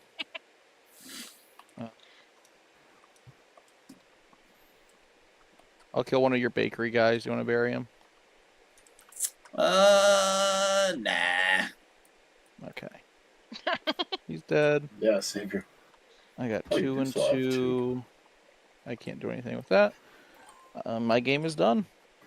All right. I'm gonna use some force. I'm gonna move 2 citizens to the vault, and that's my turn. And I'm gonna use a force to kill one of his guys. That fucking sucks. Damn. Brutal. I'll pay to put him in the graveyard, I guess. That's a bummer. I hope you lose. I hope you lose by 3 victory points. Oh wait, he doesn't go there. He goes here. To the cemetery. Okay. Why me, Nick? I was on your side the whole time. Because I don't forget. I'm an elephant. Well, again, what did you not forget? The last time we played. When you abused me the whole game and I still managed to win? I stopped abusing you, and that was my mistake. And then you dumpstered us. I mean, you remember that time 3 months ago, right, Eli? Yeah, I of course. do. I definitely remember winning. Yeah, now's the Is time. Yeah. is it back to? This is my turn, right? Yep, you got the Okay. last turn of the game. Cool. I This is the will. I'm tempted to spy token. It's usually worth at least 2 points, if not more. So Wait, what? Oh, What do you do can with my token? also pay 2. You can freelancers too. So if there's nothing up there you want to buy, you can pay 2. Or wait, how much does the the vault cost? 4 gold. Okay, never mind. What do you do with the spy token? Why'd y'all flip it over? oh, you flip it and you get to draw a card. You can only do it once a When was game. it? It's also worth 2 Yeah. points at the end. Oh yeah, Yeah. she could have used Oh, that to to not activate flip the it? shrine. I didn't Yeah. think of that. She could have activated the shrine Well, I on guess- you, Bryce. I get 2 Oh, points. she then. could have. I think we should probably let her. If she wants, I'll let it. It's her first time. I don't Wait, mind. what? Well, do you You remember could've how flipped you it. tried to activate the shrine and you had to have a card to discard? You could have flipped spies and used that. I didn't even think of it. Oh, well, it's too late now. Um, Goal is to screw him over while he still had cards in his hand. I'm gonna take a chance here. It's a 1 in 10, but I'm gonna go for it. I want the spy token. Draw a card. Eureka! Not what I wanted. Dang. Still pretty good. This. Can I? Do I have anybody left alive? No, you guys killed all my people. Yeah, we did. You got 2 people at the shrine. You can activate the shrine, and then you can use that to build the mill. Were we letting? Or Were we letting Elena shrine you? Did you get 2 plagues and she said she didn't want to. Nah. All right. Well. Sure, I'll do that. What did Chad play?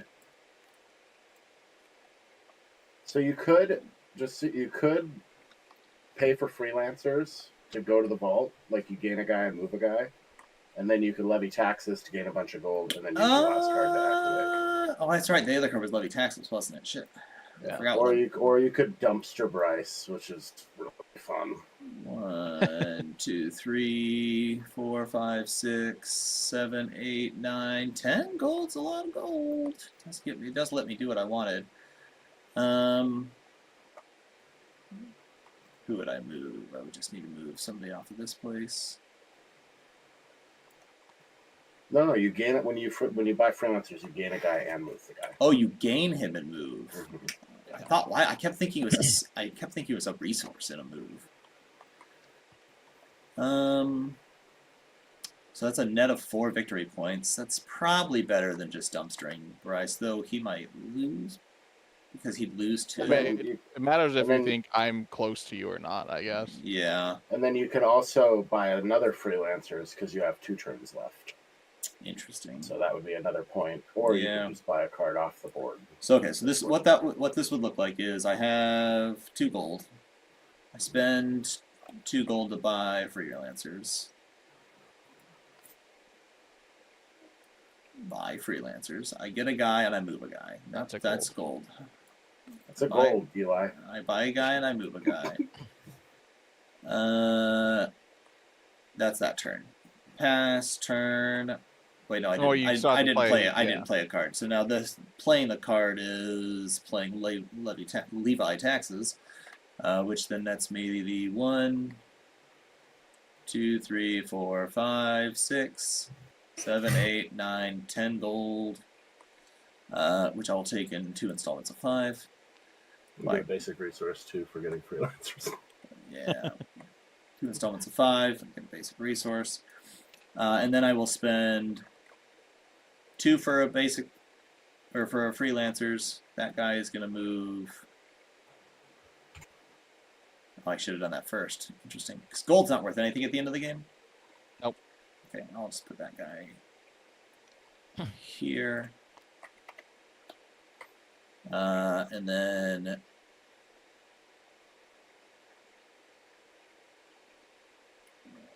I activate Vault. 3 more. 2, 3. Alright, well, let's see how it turned out. Alright. Well played. Everyone's got to do your plagues. You still got to kill your guys for your plagues. So, got to kill 1. Okay. Cool. And remember, if you have gold, you can bury them. What are you doing? Oh, those are your guys. Okay, that's right. I was like, No gold. No I gold. forgot that partway through the game I converted my color of drawing to purple so that it looked like you were doing shit. Oh. And I saw you picking the purple guys up. I was like, what are you doing? I'm killing them. I was like, those are my men. 2,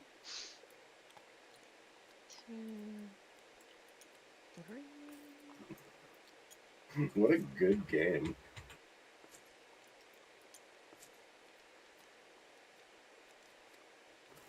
I think Eli might have it. Yeah, that's a lot of treasures. Eli, yeah, he had A lot much. of assassins and warmongers and Rays. yeah, some big points. And then however many people are left is a point. Yeah, on the Do location. we like look at our deck Yeah, so you'll pull all your cards out and add up the points on the bottom of them. Okay.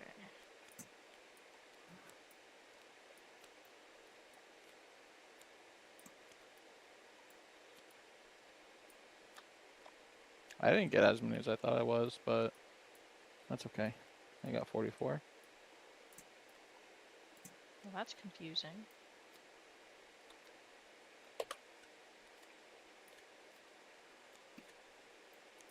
I thought I had one more in there.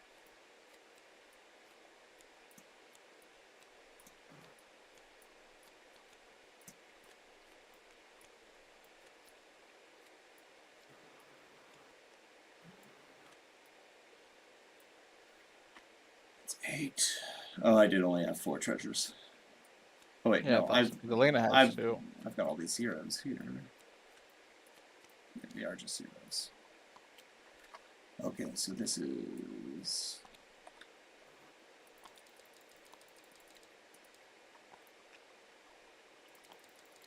Can I just, like, convert this real quick into victory points? Mm-hmm. Okay. 1, 2, 3, 4, 5, 6 minus 2, so I'm gonna have 4. You can just add it up on That's your for calculator you. too. Oh, that's true. I just like tangibles. Oh yeah, whatever you want to do. 4, 2, 3, 4. Okay, last question for Bryce. Yeah. Have you experienced the designer's equivalent of writer's block? If so, how did you overcome it? Oh yeah, constantly. Like, especially, like, I know I've sent you, when I was trying to figure out a design for Eli's hero, like, I did not have another design for another leader in me. I sent you probably, what, 3 or 4 different designs? Yeah. And it's just, really, like, honestly, just waiting. Just, like, stopping, and then, like, waiting a few days, rethinking about it. That's really all it's taken. Like, and I've had smaller blocks with just like trying to design different and interesting cards with like unique effects. And honestly, it's just I gotta stop. I stop thinking about it and do something else, and then come back to it. And usually, I'm able to get a new design in there. 2, 3, 4, 5, 6, 7. Okay. Hey, Eli. Yeah. Are you done? Am I interrupting you, or Nope. you're all done with your totals? I am, yeah. Okay. Would you? So next week, do you wanna do like a workshop on your game? I need to find some time to put it together. I would be open to that idea. I'd also just be open to playtesting this some more and get some more reps in. I think... Yeah, I think it'll be valuable for Eli to play it more and like be able to see different aspects of it too. And I think for you guys, it sounds like one of the biggest challenges is having time to play with multiple people. So if we can get another, another 2 weeks of like 4-player games in, speed it up a little bit, maybe just from a perspective of like, we've played it now, we're doing it, we're doing the thing. For me, at least. I can do another one next week if y'all need another person too. I think it'd be great. Yeah.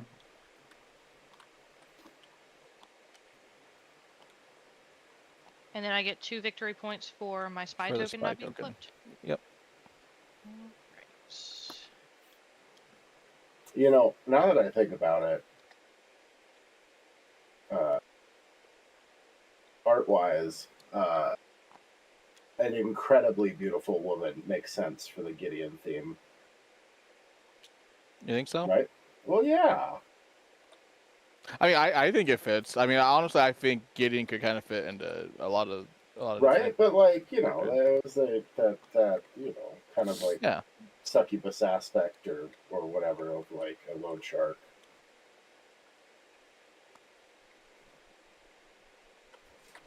But you have to have a plus a hood because everyone's a cultist. I was laughing, Bryce, when you were talking about the thematics of the game, and you were like, it was going to be a theme park game, and you'd even build these places and try to encourage people to come to it, but like, I don't really like theme parks, and so it's really hard to build a game where like it wasn't a thing I enjoy, and then like the obvious follow-up question was like, so cultists and murdering, like, That's where I'm at. let's maybe explore that a little bit. But my first thought was, my first connection, you were like, I wanted it to be an amusement park game. But then that you realize that the best part of Roller Coaster Tycoon is how do you get your guests killed. I think we're all set. All right. Oh, 19. I'm so Yeah. sorry, Nick. It's almost I like don't think we. you are. I didn't do as I good don't as I think you're could. sorry. It's like we kicked him while he was down. Elena 31 for a first game is actually really good. Most people get like 20 to 25-ish. Oh. I mean, you get that Forgotten Relic early was Yeah, a big, that was a big game help. changer. And then me and Eli were neck and neck there. Yeah. I managed to eke it out that last turn there. The levy taxes play was really nice. Yeah. I appreciate the, So anyway, the call out there, especially Nick. Elena, like, what are your thoughts overall since it's your first time? I thoroughly enjoy it. It was a very fun game. I was a little overwhelmed, like, at first, but once I got the hang of it, I was like, oh, this isn't as complex as I thought it was. I definitely think Really pretty simple. the biggest feedback is definitely just the length of the game. Yeah.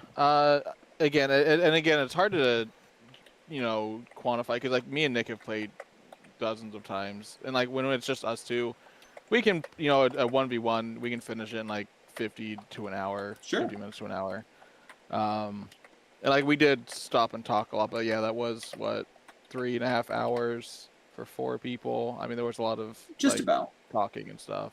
Yeah. Well, it's also having to teach the instructions to me at first as well and everything too. Absolutely. And then I had a lot of questions for my first couple of turns. Yeah, I think our first round, 2 rounds, I think we were 50 minutes in when we finished turn 2. Oh wow, So, okay. Yeah, but that we like once you've played a little bit, like turn 1 and 2 are usually like super quick. Yeah. Like, Yeah. You're gaining 2, moving 2, and then that's it. Yeah. I think definitely something we'll be able to, like, if we play again next week and the week after that, those games will move a lot snappier. That'll help with that a lot. But I do think moving to 6 rounds for 4 players can make a lot of sense. Yeah, I think that does make sense. It's not an uncommon thing in board games either. That you'll typically see rules change a little bit if it moves from a 4-person to a 2-person I've also, game. I don't know if, I don't think you'll notice on like your first game, but like I haven't decided on like whether if you go 3rd or 4th in like the turn order, if you should get like a benefit. Because a lot of games will do that too. It's like, oh, you had to go last, so you get like an extra gold or something. I don't know if you guys noticed or felt that. I mean, obviously Eli still won even though he went 3rd, but I don't know if that, because like it's also designed to where like if you go later, then you get the last action, which is also super powerful. So I'm not sure if you guys noticed anything there. I think that's a really interesting point in a game where you're doing a lot of counterplay. You can do a lot of counterplay. Having the last action's also just a really big benefit, but I don't know. I think because there's also spots where like if you're not one of the first people there, you might not even be able to put a worker there. Yeah, like me and Nick took the soup kitchen early, and you guys couldn't use it. I don't know if that like was a big like deal breaker, and what you guys were planning on the first couple rounds or anything. Yeah, I don't know. I think that's interesting. Something definitely to explore, and then trying to decide like what is the balancing factor. Like, is it a gold? Like who's getting what? And like, because some games will do it where it's like first player gets a starting resource, second player gets 2, third player gets 3, fourth player gets 4. Some of the times it's there's variations on that, but obviously in your game, like. Yeah, I mean, and I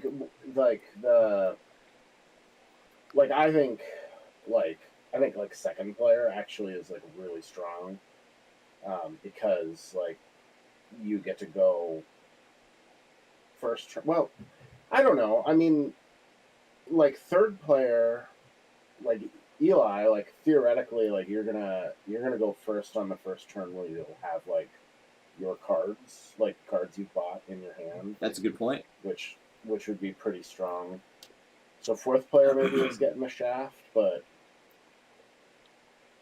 it's hard. It's hard telling. because there is, I do think a very interesting element of the game definitely is that the places have capacity.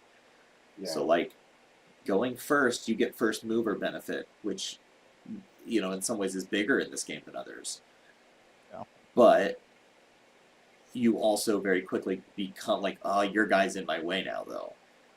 Where like second, third player are in a spot where like they get to be the deciding factor of like, well, because you took up some of the space there, I'll be the one that caps it off. Or like, Right. yeah, and then like the fourth player gets to be the one that's like, okay, but how do I, everybody else is claiming space. How do I screw them up? It's like, Yeah, it was, and that's what Elena did. She just used the force to me right away. Turn 1, just right off the soup kitchen.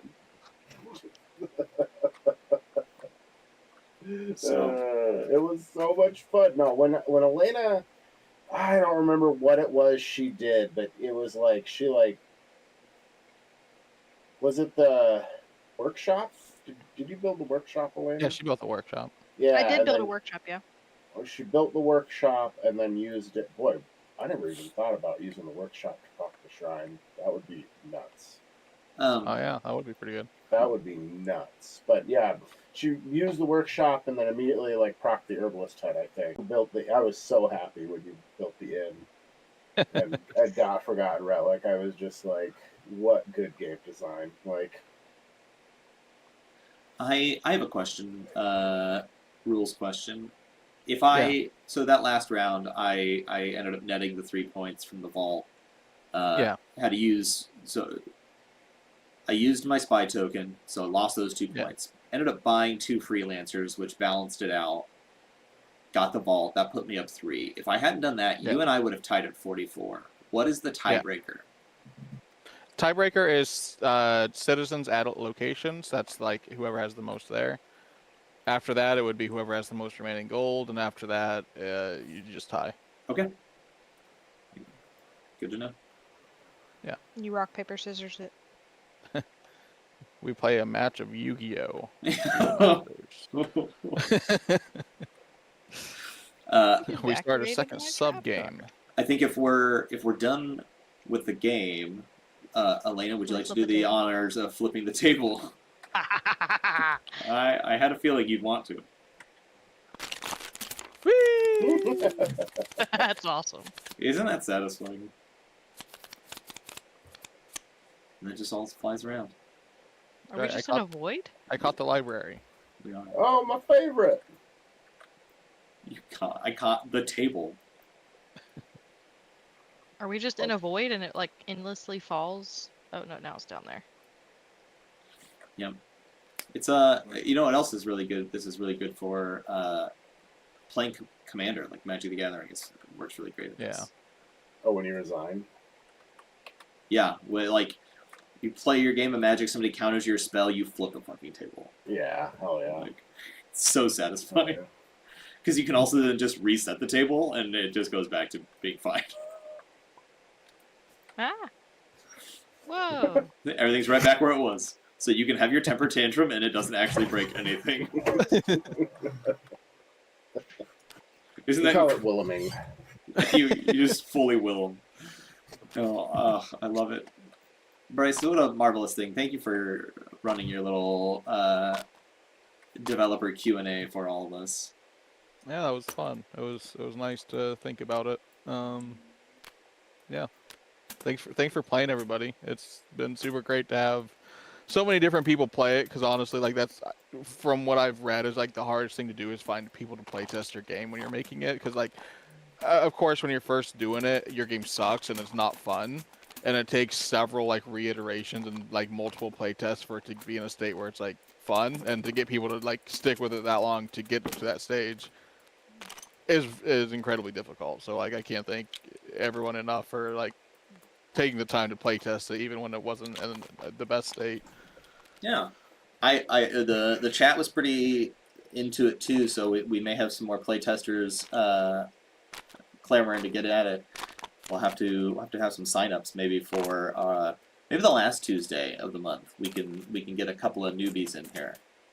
Yeah, like, and Nick mentioned it before stream, but like, it would be super cool because I've never seen other people. Like, I've been a part of every single playtest. Yeah. So it would be cool for me to like just be an observer. I think and that's watch it. other people play it.